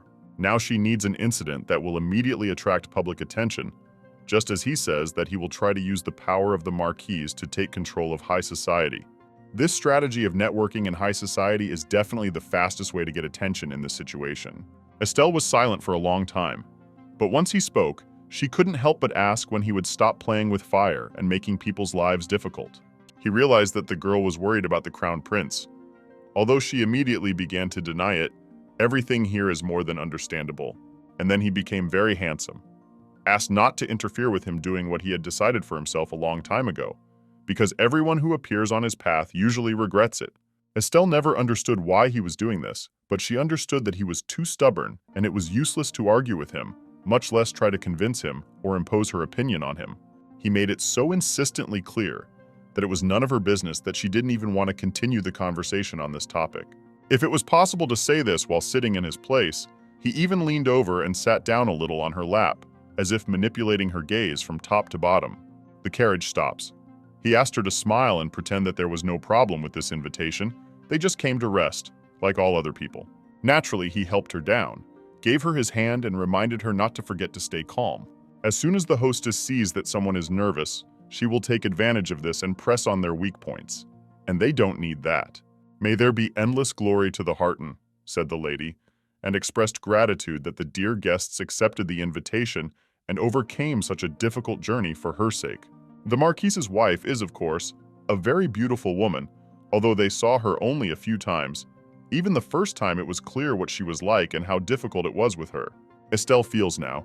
She barely hides her trembling, and can't even imagine how she would behave without the guy's support. By the time the lady invited them inside, the guests were already awaited by delicious drinks, from exquisite tea to hot chocolate. There is everything here for every taste and color. She was clearly trying to please, to create a pleasant atmosphere in order to best accommodate the guests and squeeze out of them everything she had planned. Moreover, she even allowed her assistants to rest a little and looked after the guests herself. She is very good at it, which means that everything is still ahead. Then Estelle asks, "Is it really true that she is also not from this world?" And before answering, the woman asked, "How did the lady understand this?" She caught her, although before that no one even guessed about it. Parlisha did not hide anything. She simply asked how it was visible. The thing is that usually, no matter how respected and long-awaited the guests are, the owners of the house cannot do the work instead of their assistants. This must be done by the butler or one of the maids. Especially since such a person, how could she, a marquise so versed in social etiquette like no one else, know this? The woman pretended that she was not offended. She began to get acquainted and asked to call her simply bien, without all these formalities, madam, mistress, and all the rest. Surprisingly, the conversation goes very easily, but most likely the most interesting part is just beginning. Bian is trying to win people over and has put the most important thing for later. She tries so hard to look nice and friendly that sometimes she goes too far. This image doesn't suit her, but no one tells her about it. It doesn't matter now. The woman begins to admire Estelle, pays attention even to the shape of the girl's eyebrows, to her jewelry, and at some point, one of them gets tired of it. The guy is not going to waste time on these pleasantries. He was not afraid and asked to stop this foolishness. Unlike her, he is not going to pretend and act like he is glad to see her. Everyone understands that this is a strictly business meeting, and tea drinking is just a cover that she can use in relation to anyone, but not with them. For him, it is amazing who comes to her house and sincerely does not understand that all this is just a performance. Parlisha never communicates with anyone just like that, let alone an invitation to her home. Meanwhile, the guy needed to take care of something. He had to leave for just a minute and promised to return soon. Estelle didn't resist. She calmly let him go, even though she understands that Bian can very easily take advantage of the situation, and she won't even notice. She will have to be more attentive, decipher every word, because there is no other way here. In front of her is not the kind of person with whom she needs to be sincere and expect the same from him. The woman suggested not to sit idle, decided to spend time usefully, take a walk, and asked to follow her. From this moment on, you need to be more careful. But at the same time, the girl can't refuse right away either. Although she feels that this should not be done, she is forced to agree. Maybe this is self-hypnosis. But she is already beginning to feel some strange energy, which seems to suggest that something is wrong here. Suddenly, as soon as Bian touched an ordinary wall, a huge door appeared in it, and it was very unexpected. She had never seen anything like it before. An entrance to some room appears. It is very light and spacious here, but it is not clear what the lady wants to say with this. As expected, the girl pretended that everything looked amazing, as if she didn't understand anything and was delighted with what she saw in front of her. It's really very beautiful, but she showed it in such a way that the emotions looked much brighter. This is exactly what the woman expected from her.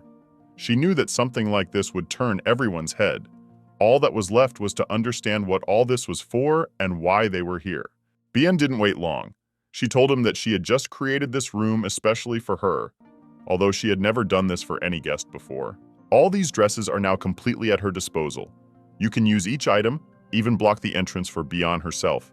Everything is fine, but you need to remember that you always have to pay for such luxury. The woman is so eager to please that she uses all her powers, pleases as best she can. It's scary to even imagine what she wants to get in return for all this. These chic dresses are many times better than those of the best fashion designers. Each of them is like a work of art, absolutely unique and magnificent. All of them are made of a special material. Estelle is trying to comprehend what is happening, and at this moment, the mistress of the house speaks to her in such a voice as to finally win the girl over, as expected. I'm very curious about what this special material is and whether it will be harmful to her skin. It's also important to remember this, and probably it's better not to rush into trying it on. At this moment, the lady remembers that she once heard an interesting story about her. She was the daughter of a poor family, but thanks to her beauty, she became the wife of the Marquis. Everyone called their marriage a victory of love, overcoming the difference in status and wealth, but unfortunately, the happiness did not last long. A year after the wedding, the Marquis died of an unknown disease.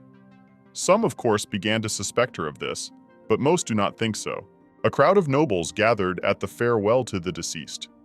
They looked not at him, but at the widow's delightful dress. Everyone wanted to know where she got such luxurious fabric. Some even specially entered various events, without an invitation, just to ask this exciting question. The woman never answered the truth. She joked and said that it was just a gift from the gods, without any specifics or the address of the store. People who tried to get gifts from her, gloves, scarves, soon became her devoted servants, and so she became the queen of high society. The secret of her special silk, which was called parcel silk, remained unsolved. Naturally, the girl did not miss the opportunity and asked her about it right then and there.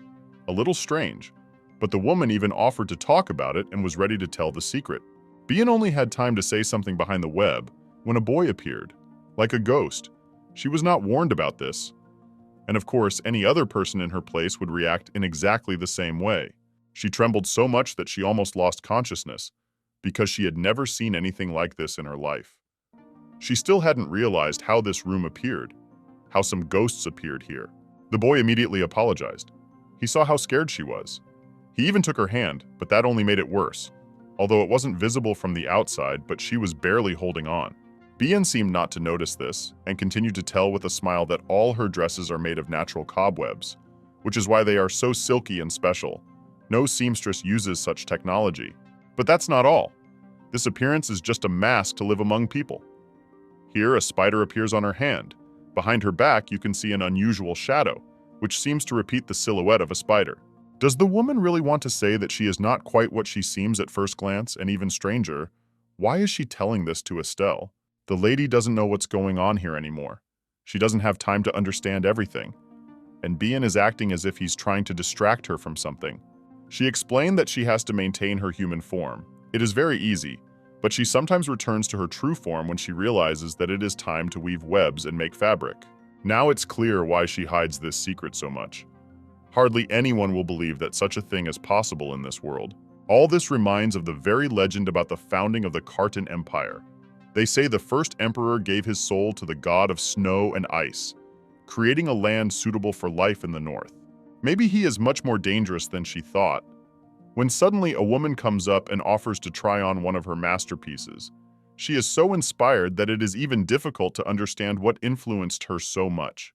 And in the meantime, she herself is forced to go somewhere, promised to return soon, just like the guy who, for some reason, is still not here. So the girl was left alone with the Ro, and in order to help her with the dress, he will have to change his appearance if of course she is ready for it. She turned away so as not to see anything unnecessary, and literally a moment later, standing behind her was no longer a boy, but an adult man. He turned out to be very nice. It's just strange that along with his appearance, his voice itself changed. It became rougher and not like the voice of that child, which is probably not surprising. He has the very dress in his hands that she should try on. He deliberately does not come too close in order to breathe distance and not to frighten the guest, although there is no point in this anymore. Roa's childish appearance was inviting, but there is something about his adult appearance that makes her truly wary. She can't leave here, which means she'll have to think of something, and if anything happens, protect herself on the spot. Roa, master of the Moon Sha'ad, and she just needs information that he definitely has. She needs to somehow talk to him and carefully approach the necessary topic. This is a little later, but for now, the guy suggested going behind the screen, taking off extra clothes so that he could pass her different dresses one by one. He promised that he wouldn't peek, but Estelle still covers herself. You never know. Roa started asking her different questions. She answered them somehow and tried not to tell anything unnecessary. She doesn't yet trust this person even with open information from her personal life that anyone else might know. He feels it and asked without embarrassment what was the matter. He is not as scary as he seems. He asked him to be more open. It doesn't sound very convincing, but still, the girl tried to pretend that he convinced her. She became more talkative, but at the same time, she continued to watch her words.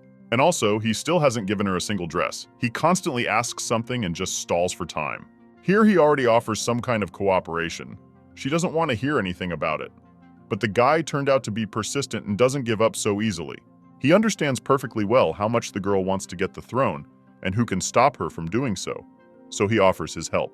To do this, he definitely needs to hurt her a little, but it won't be long, and it won't be as bad as she thinks. The girl's hand is already in his, which means Estelle has decided not to resist. She didn't even have time to scream before everything was done. The wound was small and would heal in literally half a day, maybe even less. It's a little unclear what their agreement is, but one thing is for sure, one of them has clearly developed an interest in the other. Roa can't let go of her hand, and she easily agreed to the offer of a man who could disappear at any moment and whom she has known for no more than half an hour. In the end, he promised to make some kind of list in the near future, which should satisfy Her Highness, and of course, he will send it for approval. Nothing is clear, but something is starting. In the end, neither Satael nor Bien returned. She went back to the Imperial Palace alone, because most likely, if she had stayed to wait for someone, nothing would have changed. She was a little offended by these people. It was as if they had abandoned her. If this was expected from a guy, then Bien, I wonder who she could have met to forget about such a dear guest.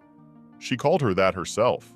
If in Munchaad had a guest who could not be ignored, like the Margravine, perhaps it was someone from the imperial family, which means that this person could be Ira. Everything is somehow confused. Despite all the doctors involved, Asalan's disease remains incurable, and she clearly imagines how she sought help in the moon Chad poured out on the woman.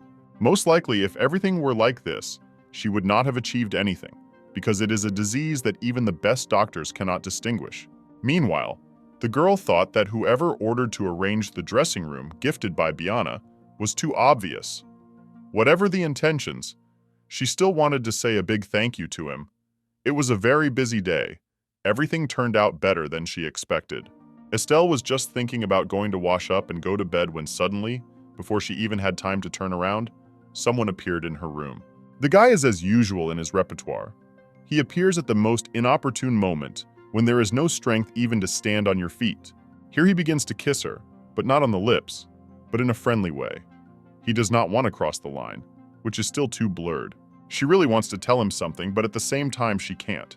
She just remains silent, and suddenly, she feels some strange smell. It was as if he had just fought with some beast and defeated it. The whole room stank so much that it was impossible to be there anymore. She could barely stand it. She even stopped paying attention because his gaze was so enchanting that she no longer cared about anything else. They were silent, looked at each other, and then he asks what should be done with those who allow themselves to steal someone else's. To which she says that it all depends on the degree of guilt. The girl has no idea what kind of question this is.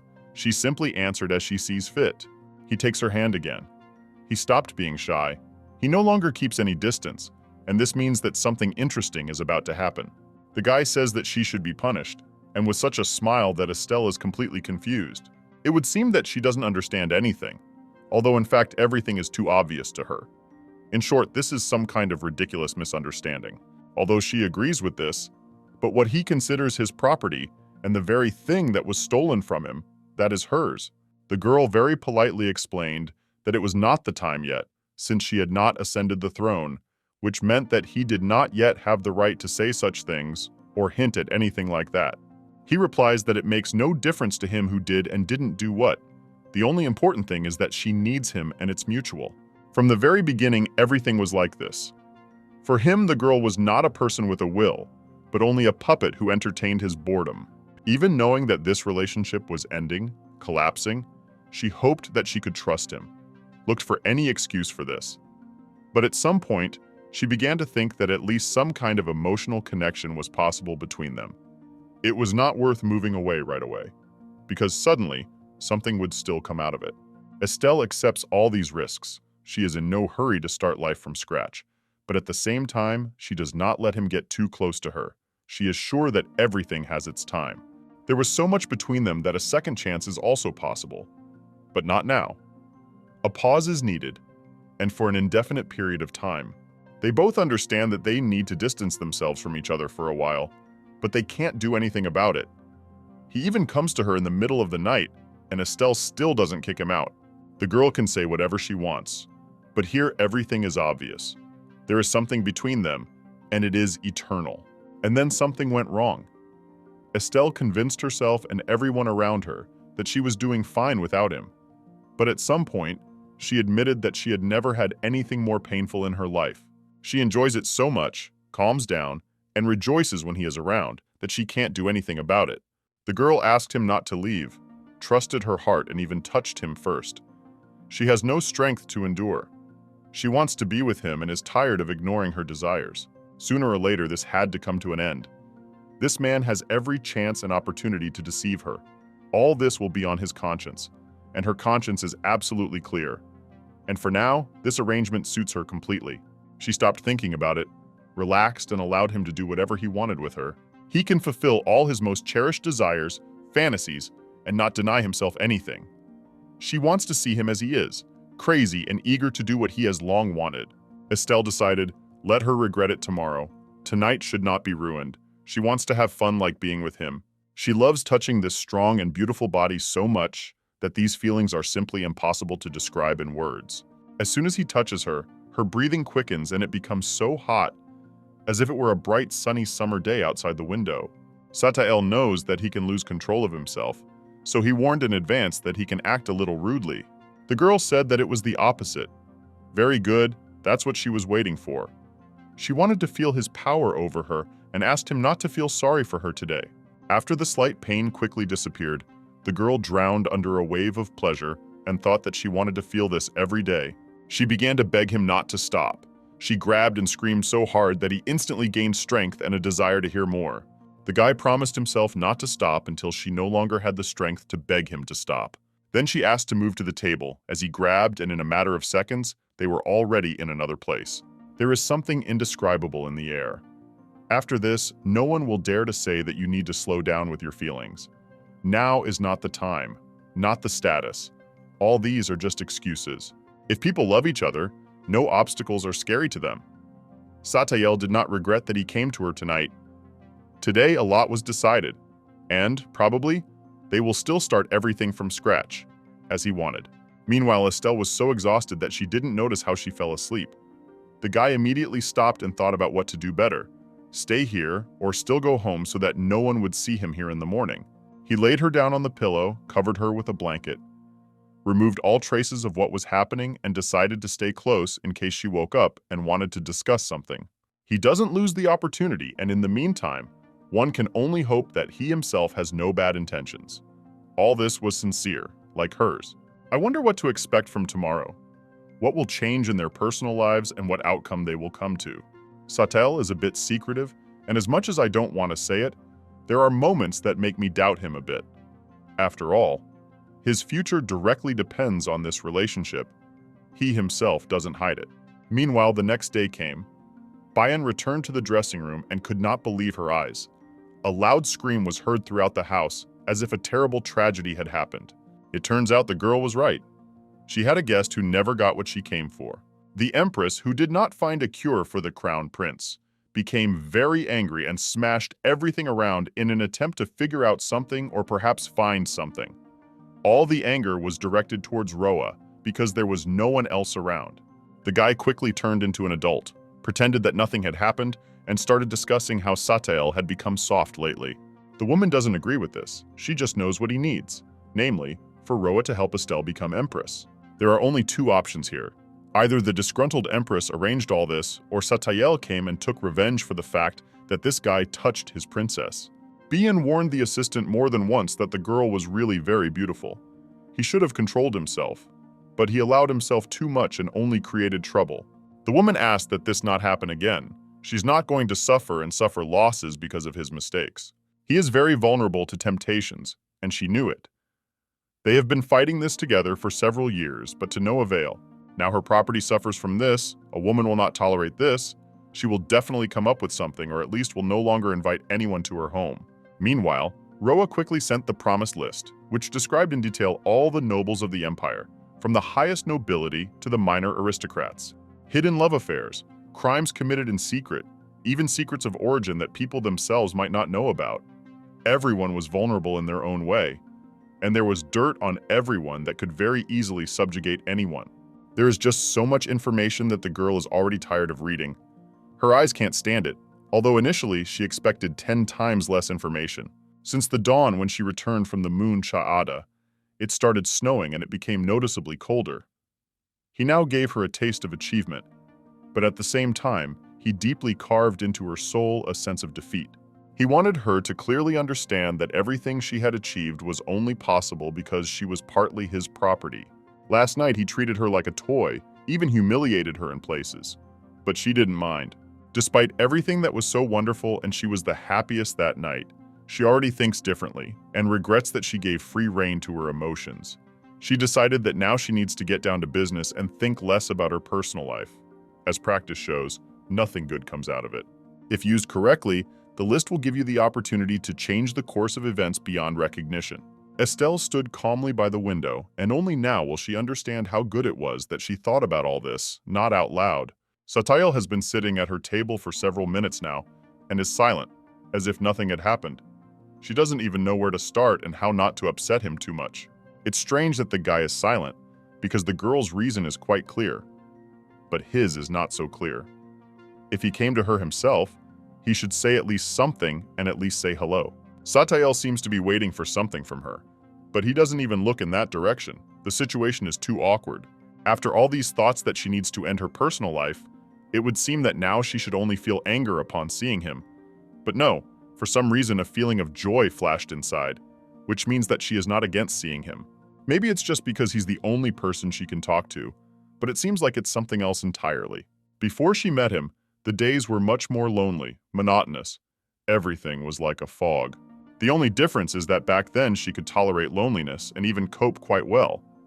But now that she has learned that it can be different, this feeling has become unbearable. Anyway, since he doesn't say anything, she chose what to talk about. She said that she chose a few people who are worth considering, and it would be better to do it soon. The guy didn't listen to a word about it until he was satisfied with the distance. He wasn't going to decide anything, so he teleported in an instant, sat her on himself and said that it would be more comfortable. Her face starts to turn red. The sensations become similar to those she felt yesterday, and she can no longer think about anything serious. Instead of focusing on, he starts manipulating. Also, whispered that she looks and acts as if she really wants yesterday's continuation. He will gladly fulfill this wish, but only if she tells him about it directly, so that it does not turn out that he misunderstood her. As soon as she answered that now was not the time, he immediately teleported to the table and began to look at the documents as if nothing had happened. It happened so fast that she didn't even notice, and it's probably better this way. They'll do something useful and won't waste time. Meanwhile, Satiel got to that very list, opened a portrait of some guy and asked what she thought about this person. He said it in a voice as if hinting that they could go back to the couch at any second before it was too late. But she pulled herself together and replied, "What does he know about him? It's Raisin Laboff, one of Assalon's people." Raisin, being an illegitimate son, was an outstanding martial artist despite his lowly birth. Assalon eventually accepted him into his night squad. The chances that he would turn away from Assalon's crown prince for her are extremely slim. But his mother was from the south. The document says that he was born to a slave brought from the desert. It's strange that the girl didn't notice this before, because the guy saw it almost immediately. It turns out that Raisin's mom came north at the same time as Estelle's mom. It's an incredible coincidence, which could mean that maybe he has Devaris blood in his veins. Aira's birthday celebration is coming up. Raisin will probably be there for at least a day or two. Then it will be possible to go to him. But in the current situation, when the crown prince is ill, the question arises whether they will be able to arrange a lavish celebration and how appropriate it will be. All this is very interesting, but first she needs to get dressed with another, and this person is a scientist, Hessian Selver. Meanwhile, a man is informed that strange things have been recorded in the ice castle. During the last week of stargazing, there has been no sign of snowfall, but the snow started to fall suddenly, as if out of nowhere, and the clouds appeared right above the ice castle and began to spread around. The assistant believes that this needs to be given due attention, because nothing like this has happened for a very long time. The man simply asked whether the emperor had been informed about this, to which the assistant replied that he thought he already knew everything for sure by now. That's not all. The guy reported that the crown prince's condition had worsened. His chills were possibly related to the curse of the ice castle. The gentleman asked to give him some time. He needs to think very carefully because the situation is difficult. It is better not to do anything rashly. Meanwhile, some council has gathered. They believe that such a huge object as an ice castle can only completely disappear because of a gap between dimensions. But the castle is not an illusion. We must first discuss whether to recognize it as a material entity. There was a lot of controversy about this. And meanwhile, among all these people, there is one man who is clearly looking for someone. He saw Estelle and thought that, judging by her clothes, she was clearly a noble lady, and it was strange that there was only one servant near her. Meanwhile, people had already stopped arguing. They saw that they were a little lost, and someone suggested asking the first person they met for directions. It turned out to be Estelle. It turns out that all these people are scientists from the Tower of Truth. Now it is clear why they were so interested in that topic. The girl recognized them and said that it was an honor for her to meet such respected people in the middle of the day. And of course, she would be happy to help them. Usually the nobles are not interested in the tower and often despise it. But the lady is very young, and at the same time knows how to properly address the scientists. They are pleasantly surprised and also very happy to see her. It turns out that it wasn't them, but she came to this territory, and this meeting was not accidental. She was just looking for their leader and asked where she can find him. This person turned out to be the same man who saw her with an assistant who was not quite him. The girl immediately looked in his direction. Be happy. Who is who? And for him, it was a huge surprise. He even asked how she distinguished him from ordinary scientists. And in fact, there is nothing secret in this. She just knew for a long time that only the head of the tower saw the gold thread on the mantle and no one else. Moreover, she read with great interest the works about the ice castle, in particular last year's article, which made a strong impression on her. There he discussed the ice castle as a material entity that appears due to a dimensional gap. Everything is true. And in fact, the man meets for the first time a person who is so passionate about his work. Even students don't memorize information as diligently as she did. He even thought that if he taught her properly, she would become the best student and even thought about inviting her to the tower after all. He wasn't even afraid to say the following words. Perhaps you will be the one who will inherit the title of the great scientist after me. It was very nice, and of course, Estelle doesn't even think about losing such a wonderful opportunity. It turned out to be much easier to win these people over than she thought. She liked most of them, and this is a great success. On the way, the girl did not hesitate to say that she had a small request in exchange for her showing them the right way, as they asked. She says that if she is not mistaken, they all came to the capital because of the ice castle.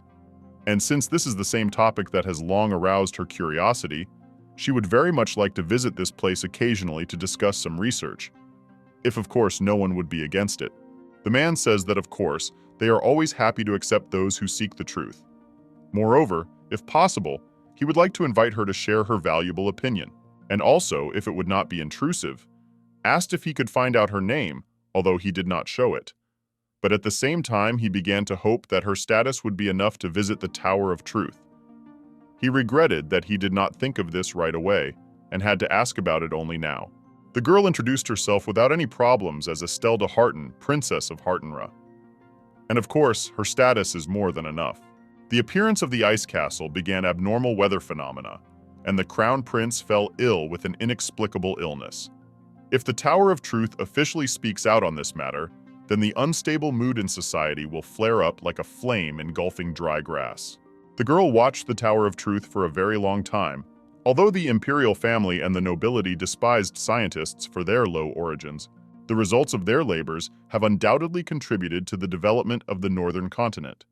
She must enlist the support of the Tower of Truth to attract external forces to fight against the imperial palace.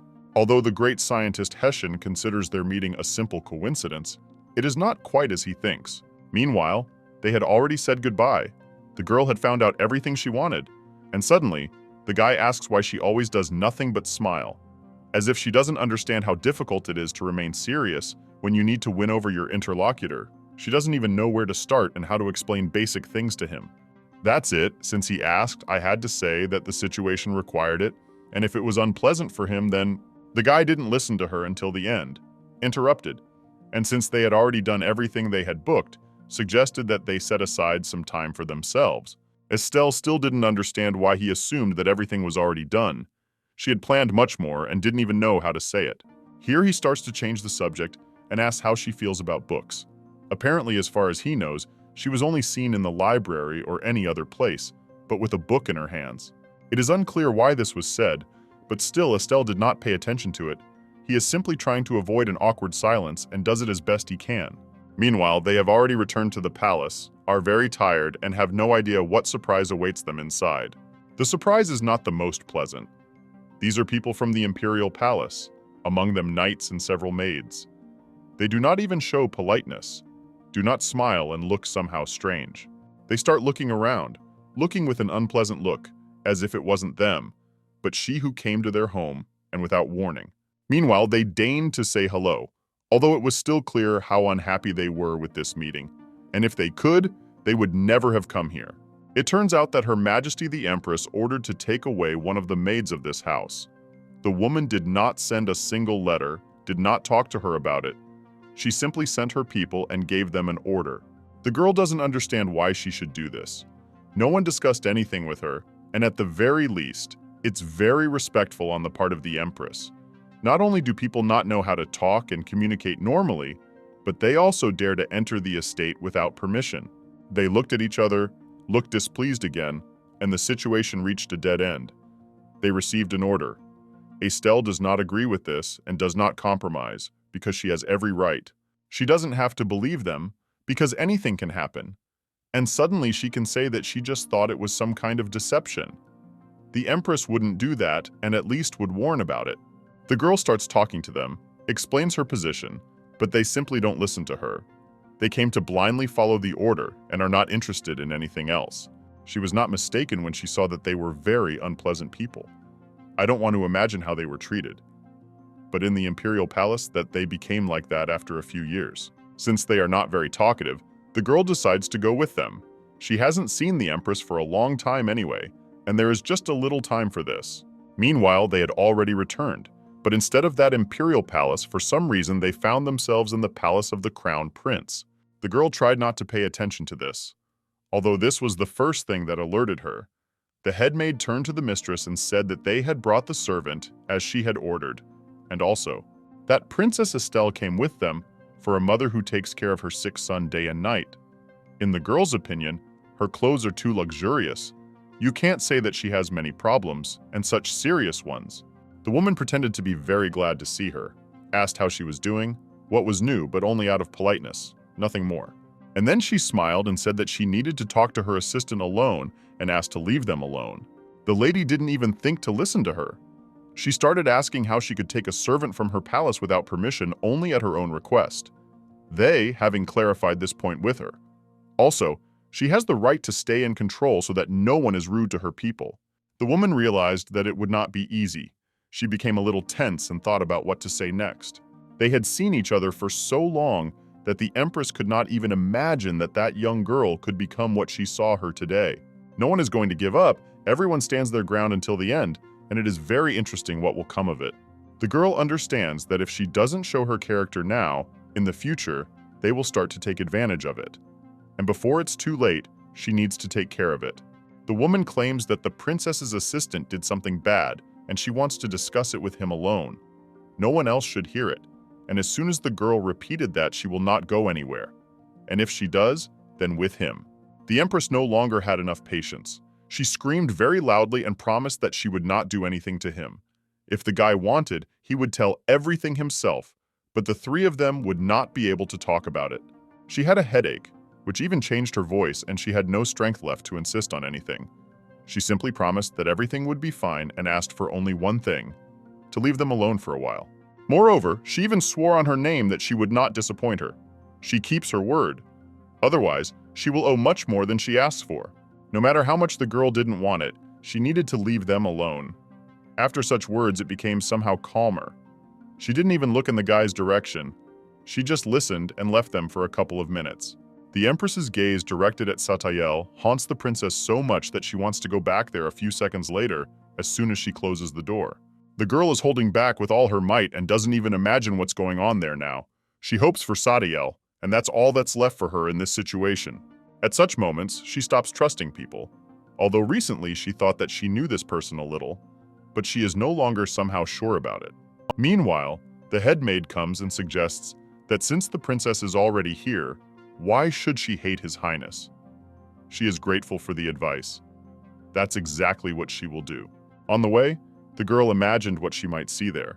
She was a little scared, but still, to be here and not visit the person, that would be too much. Who knows? Maybe she will have to be in his place in the future, and this conversation will definitely not be superfluous. As soon as you approach the room, you immediately feel a slightly unpleasant smell, all because of the medications and constant food additives that the doctor prescribed. Also, he advised to maintain a fairly warm air temperature. It is not desirable for the guy, but despite the heat in the room, he does not look warm. Rather, an icy cold emanates from him, very strange and incomprehensible. Suddenly, the guy wakes up. He recognized her from the first seconds and asks in a displeased voice what she is doing here. And then the girl heard something that shocked her. The prince believes that she is the person who will be most happy about his death, and also, he does not understand how she has the courage and impudence to visit him. It was very offensive to hear this.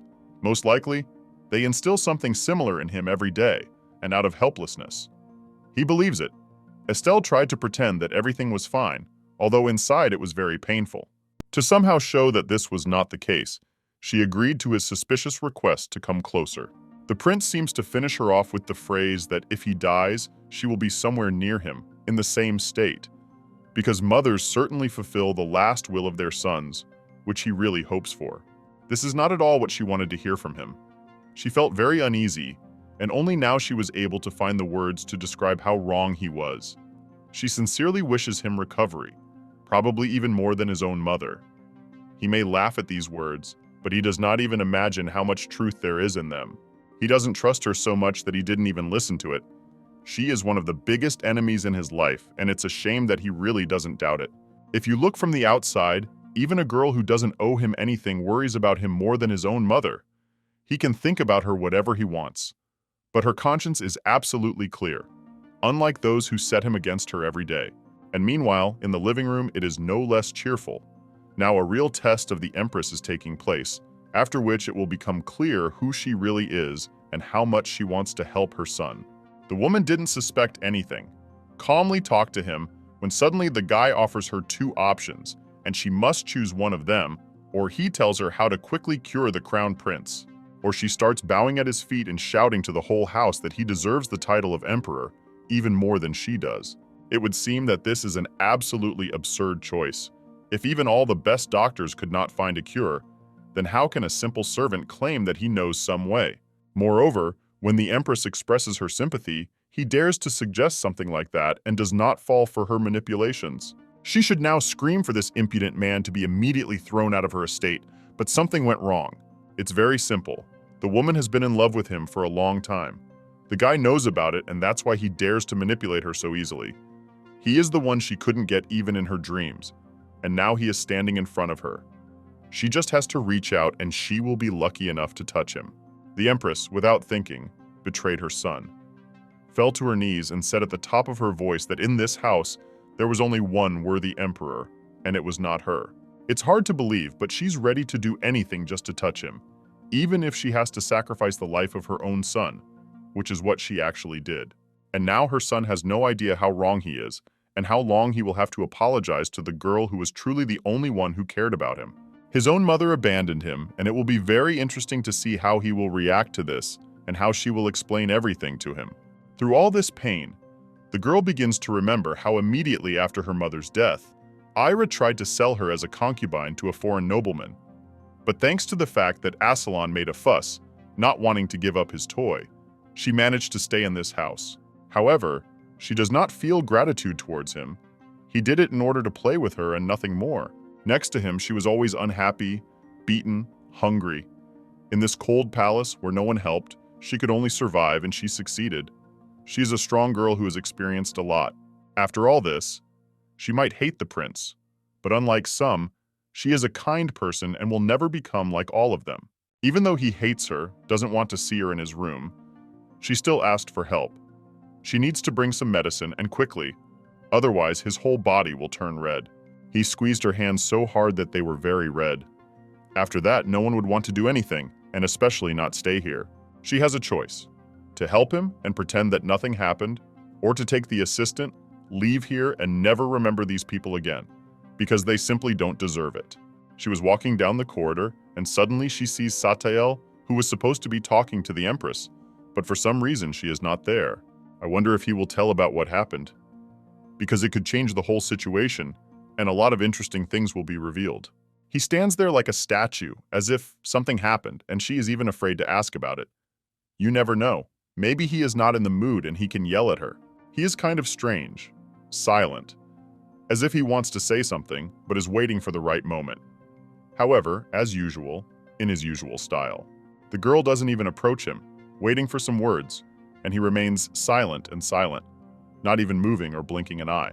Meanwhile, they had already returned home.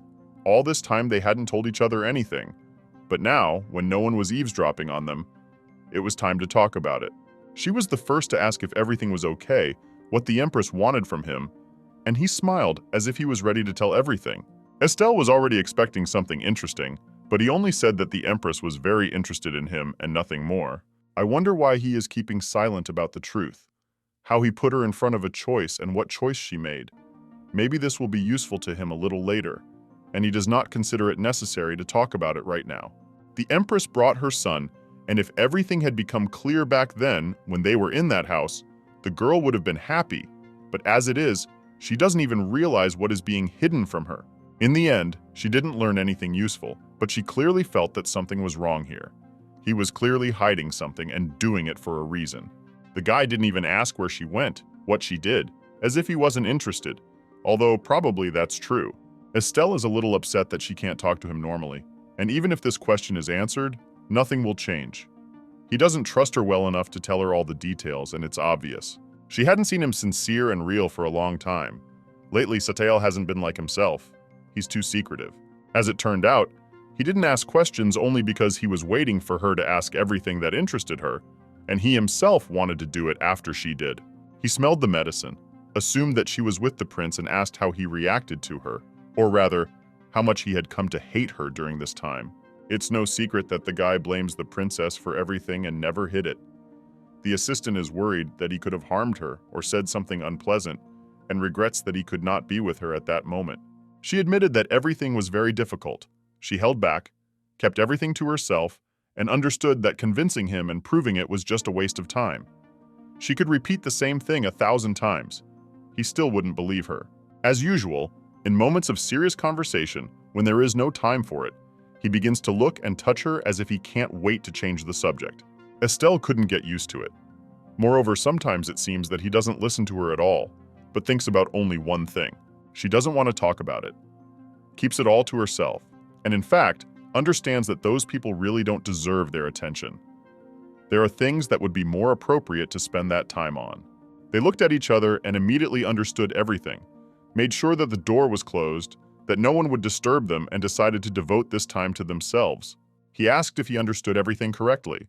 She nodded and asked not to delay, and also admitted that she had been waiting for this since the morning. And if he wastes time and doesn't kiss her right now, she'll have to do it herself, and immediately. Her head spins from just his scent and his gaze, which pierces her like an icy winter wind. It seemed like everything was fine, nothing could stop them anymore, when suddenly Estelle asked him to stop for just a couple of minutes. She needs only one answer to the question of who can help the principal, because she is still tormented by her conscience that he mistakenly hates her. She's going to ask the Emperor for a deal, and if she finds out how she can help them in the family, that would be just wonderful. Meanwhile, they still couldn't enjoy the evening. Satiel is upset and hinted that she will answer for it tonight. And more than once, the next day has already come. Today is the Empress's birthday. But this is not just a holiday. It was a plan to finally establish the ice fortress as a favorable place and demonstrate the strength of the imperial family. But everything went wrong when the heir, Asaron, suddenly fell ill. To solve this problem, it is necessary to cure him, and until that moment, there is nothing else to do. That woman who was always emotionless, the guy would really like to see her bright smile at least for a moment. But she turned out to be a real witch. Born in a hot desert under the scorching sun, unable to withstand the cold of the northern lands, she fell ill, but did not show any weakness for a second. Meanwhile, the girl is already with the Emperor. He roughly understands what she is doing here, but still, he gave her the opportunity to say a word and did not come up with anything. I really want to tell him everything that she has planned. She has her own time for everything. You need to do this as carefully as possible so as not to spoil his mood in any way. Everything turned out to be much more complicated than she thought. The man is silent, looks at her with a very cold gaze, as if he is waiting for her to immediately feel awkward and press at the most inopportune moment, as he knows how. These people never had heart-to-heart talks. They were always very distant from each other, and even after so many years, nothing has changed. One might think that she would not calm down soon and would have to wait for this for a very long time, when suddenly the girl says that she knows how to cure the crown prince. She is ready to tell him everything she knows, but on one condition, that he recognizes her as a princess on this Empress's birthday, if of course they are interested. She wants to stand not in the corner of the guest room, but next to the Emperor, which she has dreamed of since childhood and to this day. The man doesn't even know what to say to this. He's clearly changed, but his face doesn't tell anything yet. The girl knows only one thing. She's in a winning position. And in any case, she'll just calmly go home and forget these people once and for all. As usual, usually assume that since she says that she knows how to cure the guy, then, accordingly, she could be the very person because of whom he is now in such a state. Estelle did not remain silent. She asked not to think that she has such abilities, because this is a disease that even the best doctors cannot cure. She wouldn't take that risk, and admitted that it was very offensive to hear him say that, especially after she offered to help. The man is already an adult. He has little experience of such conversations, and of course, he understands that she wants to ask for something and wants to know what is required of him in return. He immediately thought that Estelle wanted to get the throne, and imagine his surprise when she replied that she hadn't even thought about it. The man began to compare her with his ex-wife, her mother, and said that she was very cunning, always looking for benefits. And after these words, she finally wanted to turn around and say goodbye to him, no matter what. How dare he say such a thing when it comes to saving his son? In the end, instead of thanking him properly, because at least the girl was not obliged to do this, it was not in her interests, the man simply agreed, as if she had persuaded him and insisted on her help. He is absolutely ungrateful. as if he wouldn't be very upset if nothing worked out. He clearly resigned himself long ago that everything was lost and didn't even deign to realize how miraculously the girl grew up to be a kind person, despite all the conditions in which they raised her. She's just like her mother, who was the same, who was devalued no less and humiliated even longer. One day, the girl promised that she would cope and try to remain as kind and good as her mother. She saw her as an example and wanted to be like her, no matter what. The girl prayed, begged not to leave her here alone, even though she understood that nothing could be changed. The woman simply asked her daughter to live her life in such a way that she would not have to regret anything later. She should defend her rights, protect the weak, and not allow herself to be humiliated, which she herself failed to do in her time. Estelle's life. She remembered every word, and when she remembers it, she feels the same bitterness on her face, as if she was transported back in time and felt everything for the second time. The two of them are doomed to a cruel fate. Although the mother did not quite survive all these trials, she believed that her daughter would be stronger and would cope completely. So she told her. She dreams of her mother so often that sometimes it seems that she is much closer than it might seem. Her soul is always nearby, and the girl feels it. Satael was nearby, who tried to calm her down and even offered to stay nearby for the rest of the night. He felt like he hadn't gone anywhere. He was watching her, and at that moment, the girl didn't remain silent. She admitted that this happens, and very often, she just misses her mother and had just seen her in a dream. It became much easier with him. He touched, wiped away tears, did not take his eyes off her, just like her mother in that wonderful and happiest period of her life. He asked her to think about it, although he doesn't even know how it sounds. It's impossible, and she can't control it in any way. Estelle sincerely thanked him for staying, for supporting her, and for doing so every time it was needed. One can only imagine how she would cope if no one was around. She would cry even more, but otherwise, everything is more or less bearable. The girl just asked him to be quiet.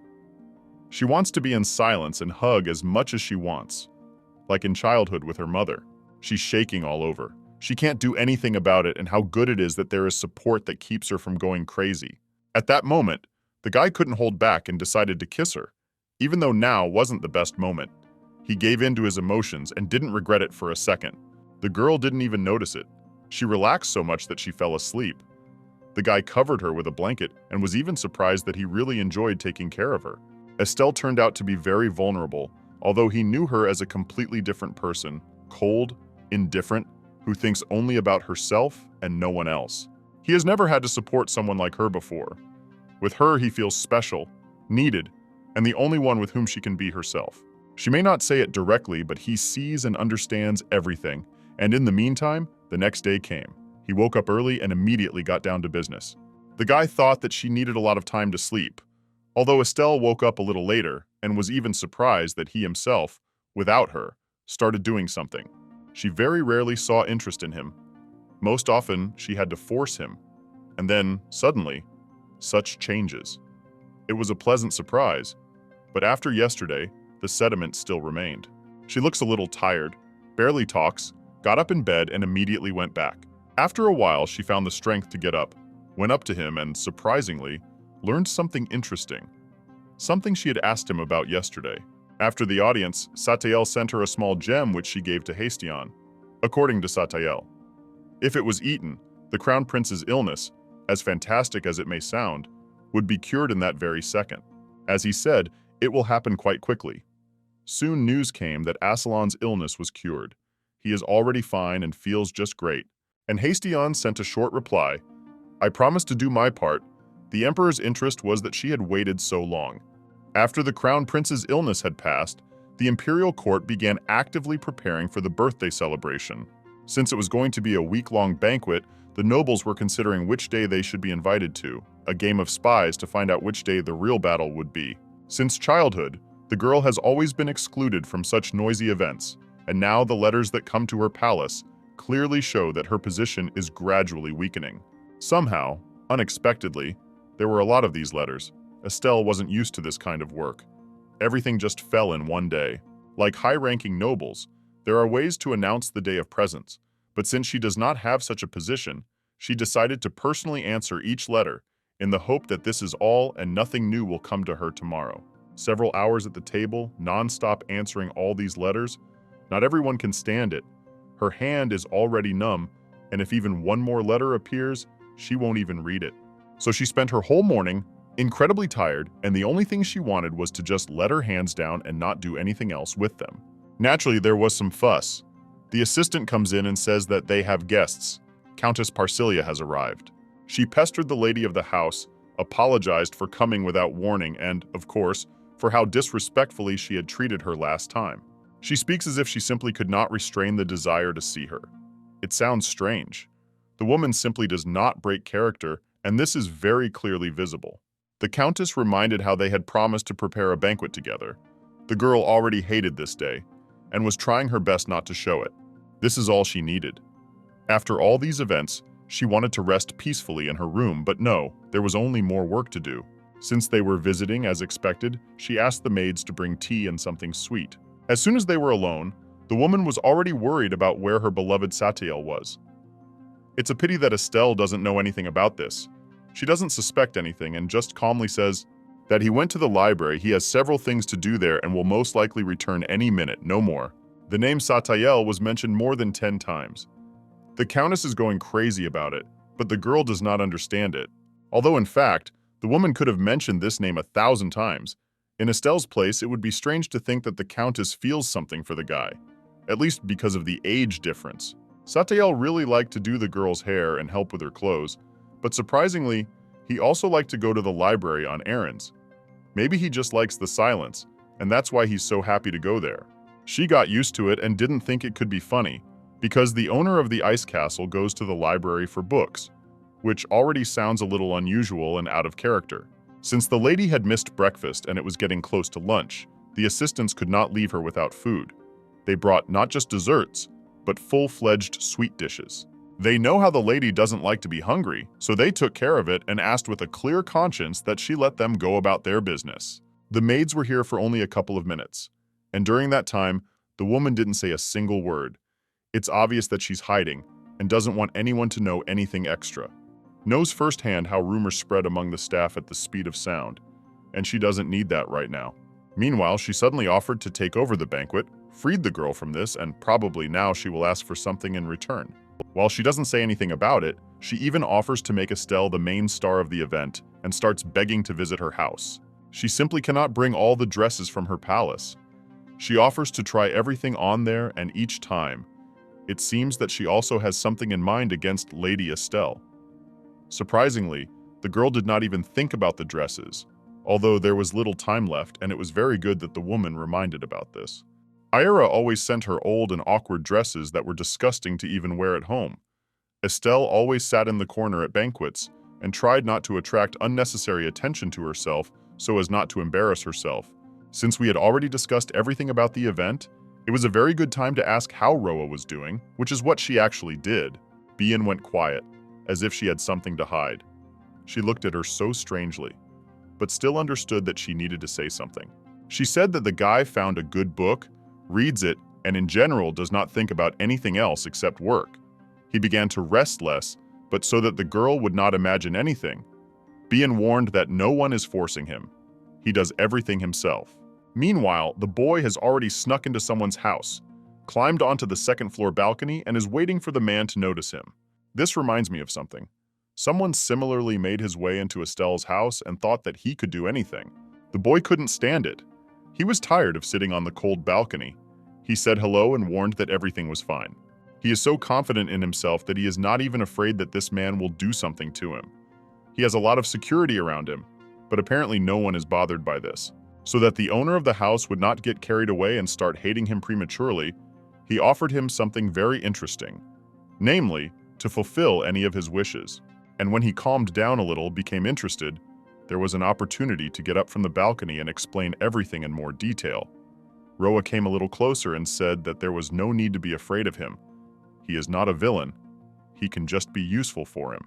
I wonder why Roa came to this house. How is it connected to what he and Estelle are doing together? But he seems to have everything under control and knows exactly what he is doing. He very confidently approached the man and asked what he wanted most of all. Everyone would be confused by such a question, and his reaction was quite normal. Like any other person in the Empire, He dreams most of all of getting closer to power and getting some status. The man imagined for a second that this was possible, and of course, he said that he wanted to get the imperial throne, thought that it was impossible, and now the boy would come up with excuses. But no, he was even surprised and asked if he was really only interested in this and nothing else. He took advantage of the opportunity, did not think long, and asked for another woman, pretty and preferably his age. Don't forget that Roa has something devilish. And as it usually happens, to ask him for something, you need to give something in return. The boy moved away and said that the price for his desire, his body, soul, and everything else. But this is only for now. Everything can change at any moment. Here he turns into a grown man. From this, the man has completely lost the gift of speech. He barely tries to comprehend what is happening here. And in the end, he very quickly agrees.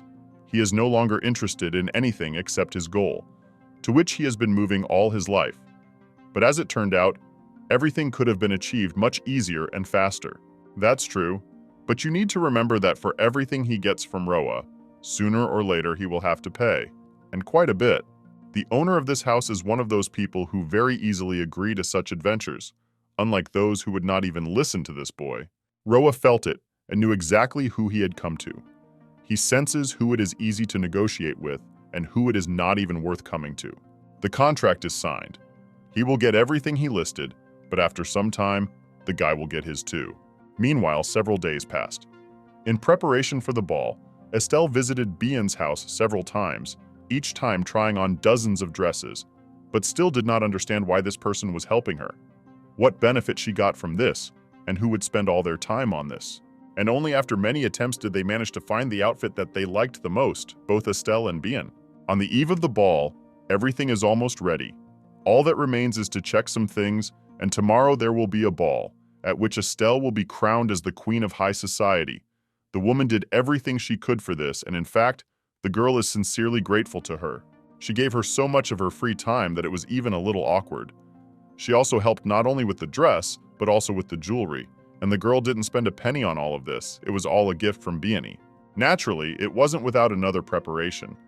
As for becoming the Queen of High Society, everyone understands that this only happens in fairy tales. You will have to try hard, devote time to etiquette, manner of speech. All this comes only with experience. You need to learn how to walk correctly. Tough there, and with all this, do not forget what you can talk about and what you can't. Most importantly, personal life should remain personal.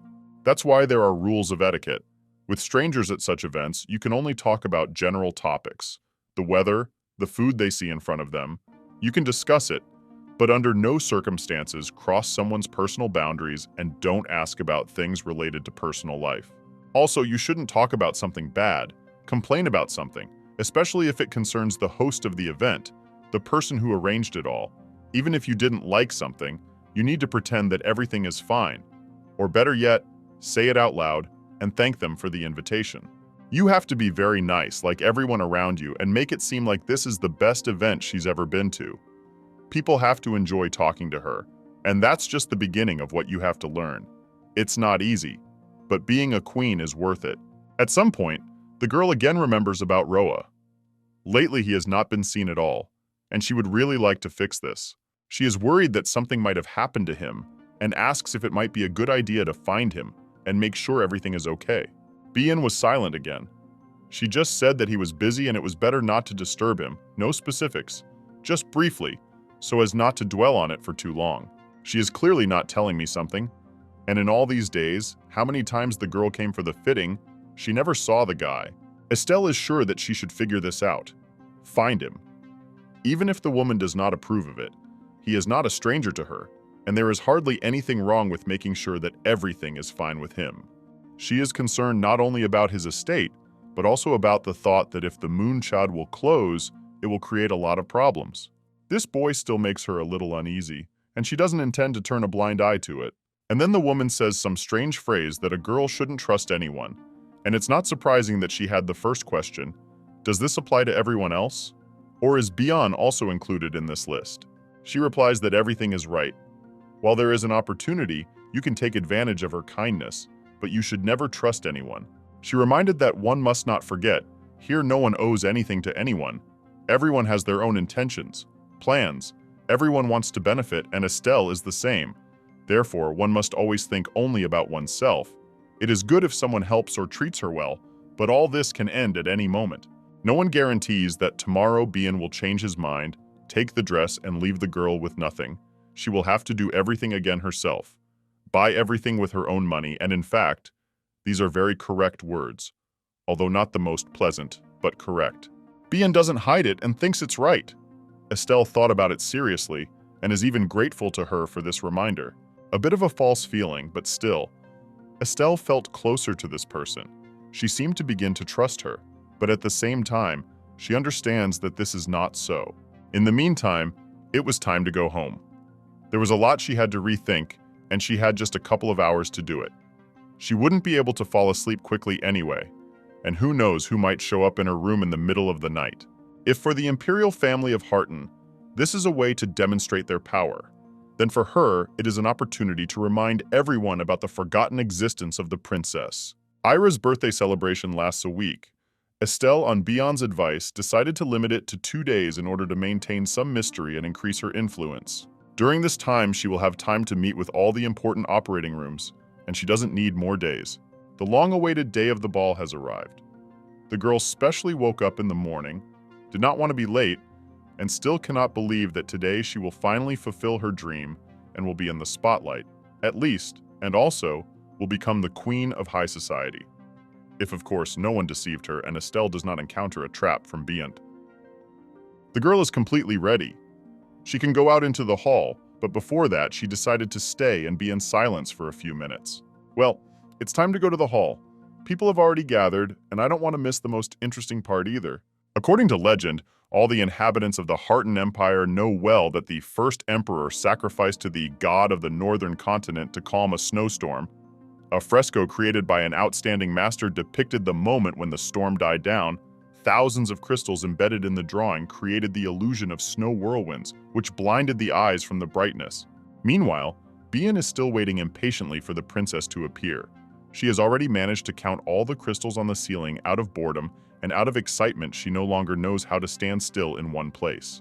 Even people are actively discussing that Estelle is not here yet, although everyone wanted to see her right away. But then they calmed down and thought that since the Empress is not here either, then perhaps they will appear together. The Marchioness has already managed to meet some aristocrats. They only discuss why the Empress and Princess are late. Bayan is also very interested in this question, although she tries to seem calm. The woman sees for the first time that aristocrats are so actively discussing Estelle. Before, they could only laugh at her, mock her, call her a girl from the desert. But now they show such interest that they never had even in relation to the Empress. The door opens, 2 people come in. Everyone was hoping to see the Empress and Princess, but it's not them. This is Enrija, the Count's daughter, who expected to see joy in the eyes of the people. But in the end, she was very upset, because they were all waiting for someone else. And in the meantime, the princess, whom people have been waiting for terribly, is already coming down from the 2nd floor. She is in a very beautiful emerald dress, which immediately attracts all the attention. This is exactly what the girl wanted.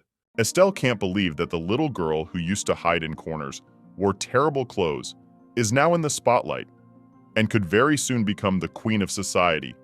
She is wearing the best outfit today, and that could be enough. But today is a special day, and she will get much more. The aristocrats watched her every step. Not a single movement went unnoticed. Estelle, of course, wanted this, but she didn't think that everything would be so exciting. She was not used to being liked, and even more so, to seeing admiration in the eyes of others.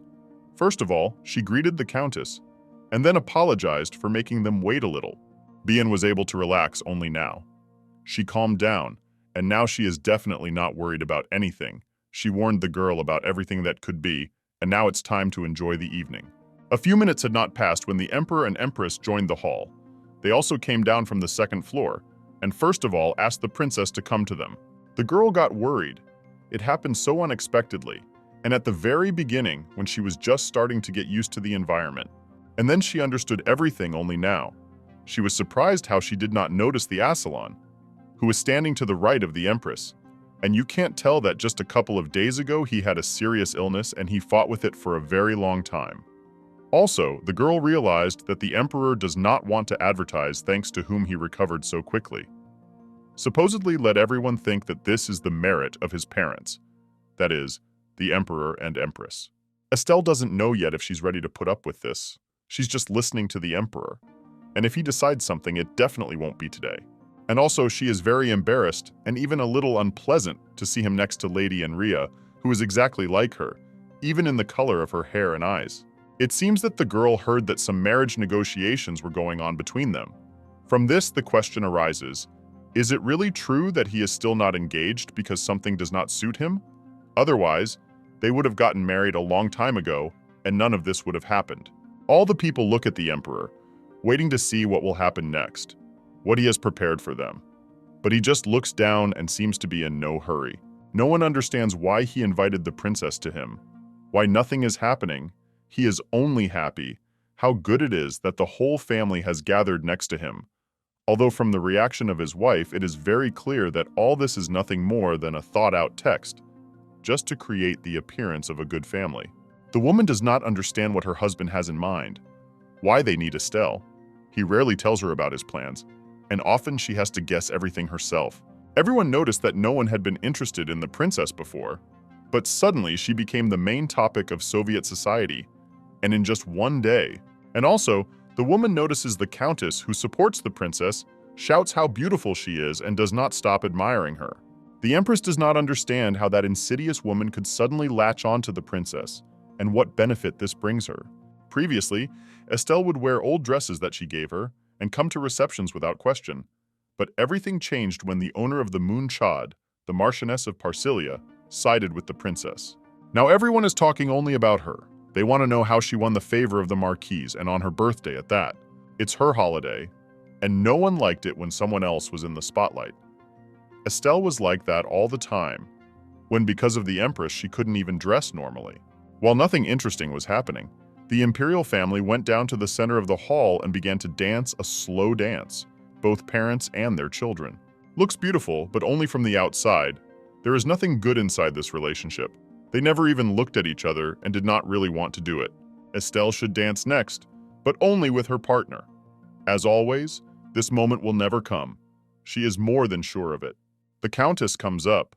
She can't get enough of the fact that their plan was a success. Now they don't have to worry about anything. Everything else is no longer their concern. The only problem that can happen is that very soon it will be her turn to dance, and she still hasn't found a partner. The girl is not very keen on looking for him. She's in no hurry. She's just looking around. Suddenly someone will show up, and she will calmly suggest this idea to him. All the guys around are busy. Rarely does anyone come here without a partner, so the chance of finding someone is minimal. In any case, her main goal for today has already been achieved. She stood next to the emperor, and everyone saw her. That's enough. Since everything was fine, the Countess left her alone and went to meet interesting people. She rarely does this due to lack of time. And now, since she is free and has no more plans for today, why not take advantage of this opportunity? Suddenly, Estelle remembers a long-ago moment. A man who once led her in a dance, helping her move smoothly and easily. She can't forget how gentle, nice, and incredible he was. She wanted to drown in his eyes and never say goodbye. It would be very good if Satel were with her now, although she has no idea where he might be now or what he is doing. Perhaps this is the only pleasant memory associated with balls in her life. She can't remember anything else like it. When the girl with Bian was preparing for the reception, entering the Moon Cha'ad, the guy hardly showed up. Even this morning, on the day of the ball, he disappeared somewhere, and she never had time to show him herself in this beautiful image, which is a pity. She understands that everything that is happening, this ball, the dress, everything is important only for her. He is not interested in this, and this is normal. It's all more than obvious. He doesn't have to be interested in this. Everyone has their own things to do. Besides, it's not night yet, and maybe he'll have time to come and see her. Just as Estelle accepted the fact that she might not see him, suddenly this man appears, as if from nowhere. He stands in the middle of the hall and looks straight in her direction. Estelle is used to such appearances, but today she couldn't even imagine that he would remember her and come to support her. He wears simple clothes without any decorations, but even so, he shines brighter than the aristocrats who are covered in jewels. And suddenly, she only now realizes that no one except her in this room can see him anymore. The guy used force and made it so that only those he chooses could see him. Perhaps he was watching her all this time and was invisible even to her. All this is very interesting and she can't wait to find out what he will tell her. At that moment, everything around froze. The subtle melody of the dance, loud conversations with smiles, services running from side to side. They seem to become part of a frozen picture. This man never ceases to amaze her, and the only question that interests her now is who he came here for and what he wants to say. He pretended that there was nothing wrong with it, asked if she wasn't happy to see him, although he understood perfectly well what all these questions were about. And after that, he said a phrase after which the girl no longer needs anything. He says that this is an important moment for her, and therefore it is important for him too. For him, a being living in eternity. This ball is just a fleeting moment, but he still came to remember this moment with her, and it touched him to tears. After that, he himself offered to become her partner, although she had already forgotten about it, and words cannot describe how happy she was when she saw his hand. Naturally, she could not refuse. He bewitched her with his charms, although even without this, Estelle simply could not answer differently. She took his hand and felt the happiest, that feeling that cannot be compared to anything else. Sarael moved so skillfully that the girl didn't even notice how she stopped controlling herself and trusted him completely. Her eyes lit up, and the worst thing he could tell her was that it was time for him to leave or that some unforeseen circumstances had occurred due to which he would have to say goodbye. But she tries not to think about it, tries to enjoy the moment, and when he started complimenting her, she melted like snow on a sunny day. She is so grateful to him for appearing that she can't even say it in words. Everything is visible in her eyes, and he has long understood everything. He likes to make her happy and show up when she needs him the most. Satael would be a good guy, but unfortunately, their paths are too different. Fate can bring them together only if they are destined to do so. Everything will be seen with time. For now, all that remains is to enjoy every moment together. He began to remember how she used to dream of attending such events, and from just one word, dream, she awakened memories that she had long forgotten. After the death of her mother, loneliness became unbearable. No one showed interest in her, and for days she had no one to even talk to. Then she started having crazy ideas. She started seeing some kind of angel next to her, which she herself had invented. It was her only way not to go crazy and start communicating with someone. The girl wrote down all her ideas and sincerely believed that it was possible. She wanted to learn to fly and see the imperial palace from the sky, as high as possible. She believed that her favorite library was inhabited by an angel who listened to her and was there when no one else was there. She told this imaginary friend about all her dreams, how she wanted to go to a ball in a beautiful dress and dance with a real prince. Such childish, naive dreams, she knew even then that they were not destined to come true. But still, she said them out loud and tried to believe in it. And in the end, she always repeated the same thing, asking him to stay close forever, as much as possible. Everything was so serious that she even felt his presence and had no doubt that he was real, just hiding and could not show his face. Now, after so many years, when she remembers it, it even becomes a little funny. And at the same time, it's interesting whether it's a coincidence or not, because her dream has come true halfway. All that's left is to learn to fly. Perhaps it was thanks to these fantasies that she was able to survive the loneliness that slowly almost destroyed her from the inside.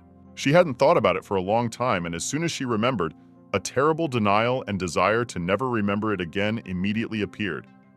It was a real hell that she wants to forget. How good it is that she is now with the person with whom you can feel most comfortable. With him, she is not afraid of anything. And in fact, she even wants to offer to stay together for the night.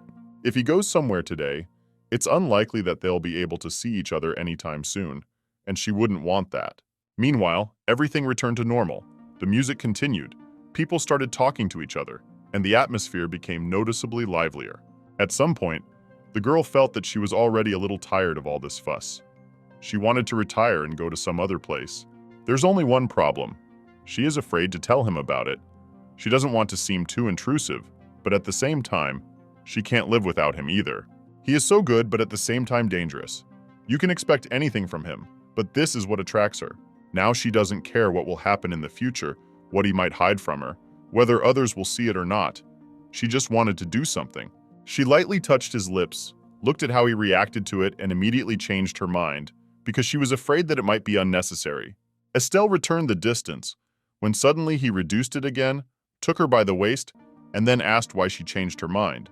Her face starts to turn red. She doesn't know what to say to this. Goosebumps appear on her body and in general. The situation is somehow too awkward, actually, as usual.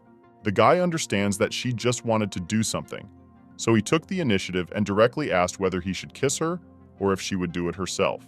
The girl asked him to do everything himself. She likes it when he does it first. Slowly closed her eyes. And she didn't regret anything. It was so wonderful that she dissolved into this man again, as if for the first time. Next to him, she can't think of anything else. She is drawn to him like a magnet and can't do anything about it. And in principle, she doesn't really want to. Satael stops, starts touching her lips with his hands, and says that he would like to do something more. But she tried so hard and he feels sorry to ruin such beautiful makeup. It was high time to answer that she allowed him to do it. But as usual, she became embarrassed, and at the most inopportune moment, which she already regretted. Now they could have gone somewhere, but they are standing in the same place, and all because she is simply afraid of her desires, and even more afraid to talk about it. If you remember all those situations when they were together, everything worked out only thanks to him and his persistence. She herself did nothing to make even one kiss happen. Lucky that the guy just understands, hints well, and knows her very well. Otherwise, everything could have been completely different. Or rather, nothing would have happened. Estelle knows all her weaknesses and would really like to fight them, but she can't do it. It's impossible to feel confident around him. You lose all control over yourself around him, and it happens every time. Suddenly, just a moment passed, and he disappeared into thin air, just as quickly as he appeared. It was a little uneasy, but there were people around and it was better not to show that something was wrong. Some girls asked her to join. They really want to talk to her and, of course, get to know her. But she politely apologized and explained that he really wanted to go outside, get some fresh air, and change the scenery a little. The girls didn't mind that it wasn't easy to endure so much time at an event, among strangers. Having never been in such an environment before, Estelle went out onto the balcony. Finally, she didn't have to try to smile. She relaxed for the first time and was a little worried that he didn't warn her again and left her. Less than a couple of minutes later, the Empress took advantage of the situation and went out to talk to the girl alone, which means she had been watching her all this time, and she clearly has a couple of questions. It's very good that the girl noticed her right away. She turned around. She didn't even have time to ask or say a word. The woman had already started to put pressure on her with her presence. She looks at her as if she is about to say everything she thinks. It will definitely not be boring. Everything is just beginning. Looking into those eyes, it becomes obvious that Estelle is not expecting anything good. The woman did not come to be nice to her, rather the opposite. The thing is, even before coming to the ballroom, she swore that she would never tremble in front of Ira. But as usual, something went wrong. Estelle got too excited and lost control of herself again. This is a certain jealousy that she can't hide. Her holiday is ruined, and it's impossible to believe that Ira, who has absolutely everything, is jealous of the guests towards the princess, who should have just stood aside. She reminded that she had sent her some dresses and did not understand the reason why the girl had sent them back to her. Estelle said that the Marquise had given her a new one, and she had decided to wear it. It was objectively better and newer than all those that were even unpleasant to touch. This was the first time that the girl was not afraid to talk about it and behaved quite boldly. The Empress herself would have done exactly the same in her place. She is only embarrassed by one thing. Someone looks much better at this event than she does, and this has never happened before. Who would have thought that the Empress would envy the princess and hate her dress when she saw this luxury on Estelle? The woman always dreamed of a silk dress, but the only person who could sew it for her was the Countess. She can't do anything about it and can only be indignant. It turns out that the princess has something that the Empress will never have. The man who ruined Estelle's whole life stands in front of her and can't get what the girl already has in abundance and will have even more, and in unlimited quantities. The Empress could not restrain herself, and after all these humiliations, she grabs the girl by the hair when suddenly her son and several other people who saw this come in. The guy tries to stop his mother because he doesn't understand where she gets so much hatred towards this person from. He felt very ashamed of her. He even had to ask her to leave and calm down, and in the meantime, he decided to sort everything out with the princess. She behaves more adequately and can explain what is happening here. Estelle did not even utter a single word as Satael appears. And he says that he was supposedly looking for her everywhere, and she is here, freezing and making him wait. He clearly wants to help, and most likely was watching her from the side again. The Empress's son is not very happy with his appearance. He perceives him as an ordinary servant who has no right to appear here. He said that there was no place for assistance here, and if these warnings were not enough, then he would have to use the power of his knights. The Empress returns just in time, she blossomed, saw her favorite and can't contain her emotions at the sight of him. Her son can't believe his eyes. Something strange is happening. He has never seen his mother so happy before. She wasn't so happy even at the moment of his recovery, but now she can't get enough of the appearance of an ordinary servant.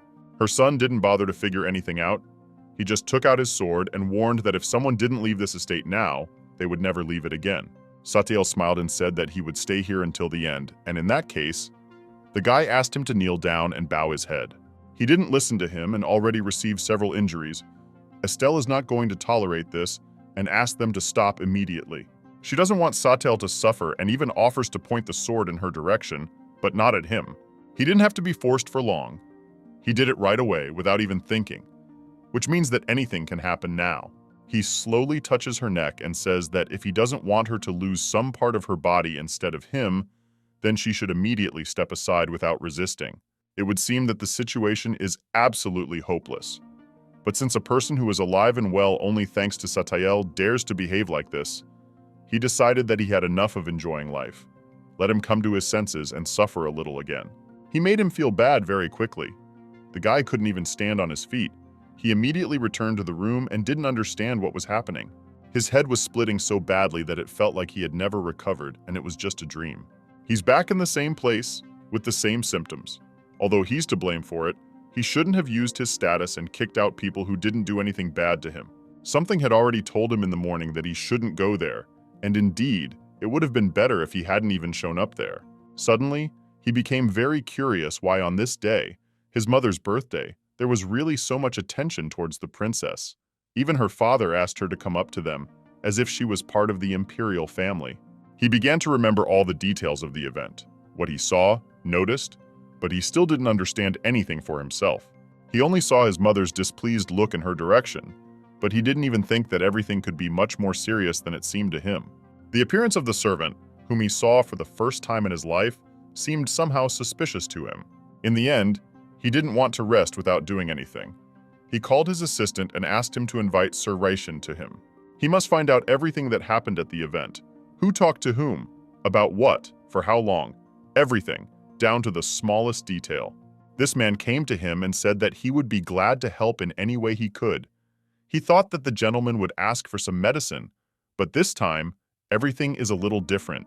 At that moment, the guy notices his sword, and at that very second, terrible memories came flooding back to him, the very ones that made him feel bad. He can't look at this object calmly, asked to put it away somewhere far away and come back without it. The gentleman didn't have time to calm down when his head started to hurt again.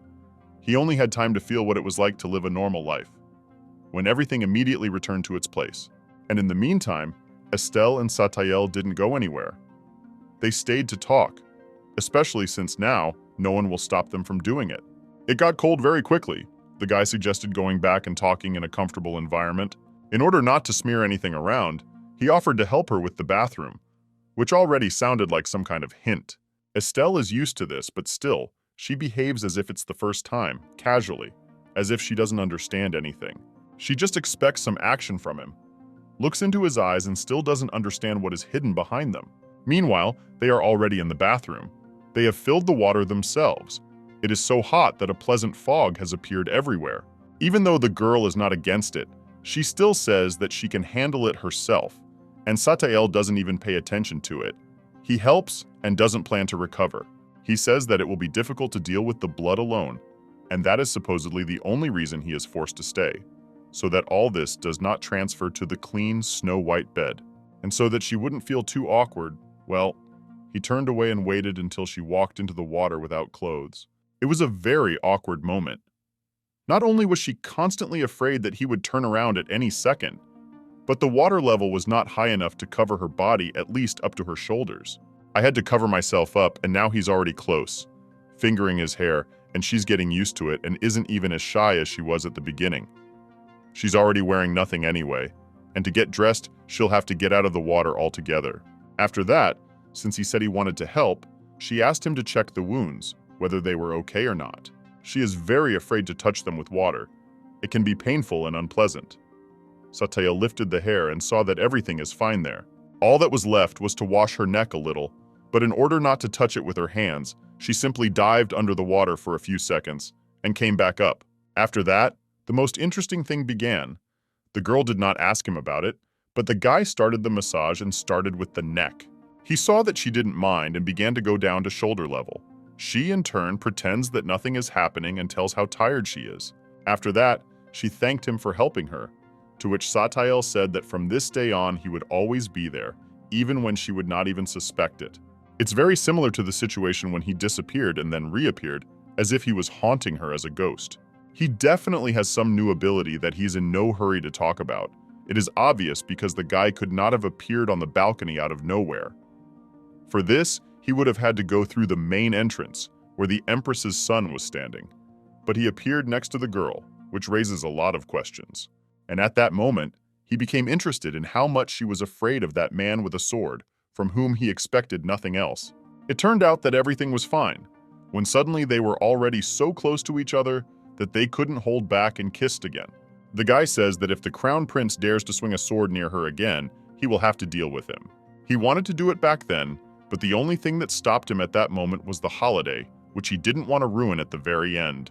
In the end, they had a very nice time. A hot bath was exactly what was needed. Estelle relaxed and thought that this should be done at least once a week, and it was very strange that she had not done it before. Such bath procedures really save you after a hard, eventful day like today, and just lying in warm water will also be nice. It is clear that the guy is already much more concerned about her. He helps not only when she asks him to, but he himself already makes decisions about when to show up and help, like today. With such an assistant, nothing is scary anymore. You can calmly show up at events and not worry that when you need him, he will definitely be there. As much as it sounds, she's starting to like those scars on his neck. They look very masculine, like jewelry. The girl was upset that she was even thinking about it, because she imagined how it could all end. Then he was serious. He was ready to risk himself for her. He was not afraid of anyone. She will remember this for a very long time. It's no wonder she became attached to him so quickly, because he is the first one who protects her, takes care of her, and is ready to risk himself, just so that everything is okay with her. A girl who had lived her whole life among those who hated her could not ignore this or take it for granted. Even though he is very dubious and she does not know him completely, she trusts him more than the others, and for now, she considers him the closest person. At the very last moment, when it is time to get out of the water, his hand goes under the water and begins to touch the legs. She has never experienced anything like this before. He is so gentle that she wants it to last for a long time. He stares at her reaction, raises his hand higher and higher, and suggests moving on to the main point. Estelle asked him not to stop, offered to join her in the water, but he deliberately makes her feel embarrassed, remaining the only one here without clothes. In the end, he got tired of wasting time. He just picked her up and carried her to the bed, covered her with a blanket, warmed her up, and asked just one question, whether she wanted it or not. But if so, she would have to endure it. And it was unlikely that anyone would be able to get enough sleep by that morning. He wants to see her eyes all night and not stop until he has the strength. They will fall asleep only if someone loses consciousness and cannot withstand such stress. The girl replied that she understood the consequences. She was completely ready and would obediently listen to him until the very end. She warmed up well, rested, asked him only in one thing, to take off this shirt, because she was already tired of imagining his body and wanted to see him without anything. This time she is bolder, knows what she wants, and promises that she will definitely not fall asleep, as happened last time. It's night outside. You can see the stars. There's complete silence all around. He's nearby and it seems like nothing else is needed for happiness. Let him just kiss, touch, look, compliment, and that's enough. Estelle again lost control of herself and dissolved in his arms, as she wanted. Finally, the guy asked her not to worry, promised that she would like everything, and would be glad to hear any wishes or comments. He threw his clothes on the floor, pressed himself against her so hard that he felt every part of her body and even her heartbeat. The girl has no idea when she will be as open with him as he is, but she is sure that sooner or later it will happen. It just takes time. Surprisingly, this time everything was different. It seemed like everything was happening the same way, but today something clearly changed. Maybe she just started to trust. Maybe she fell in love even more, but she was clearly able to relax much faster. A strange pleasure engulfed my body, as if everything was being torn apart, but at the same time I wanted to feel this word. What is this look worth? Which is a few centimeters away from her and pierces right through. When everything was already very good, he stops and says that now it will be even more pleasant. And then he closes her eyes. The girl has no idea what he did, but she has never felt anything like this in her life. And now she doesn't know how to live without it for even one day. She simply lost the power of speech. Her whole body began to tremble. She wanted to tell him so much, but she was already powerless.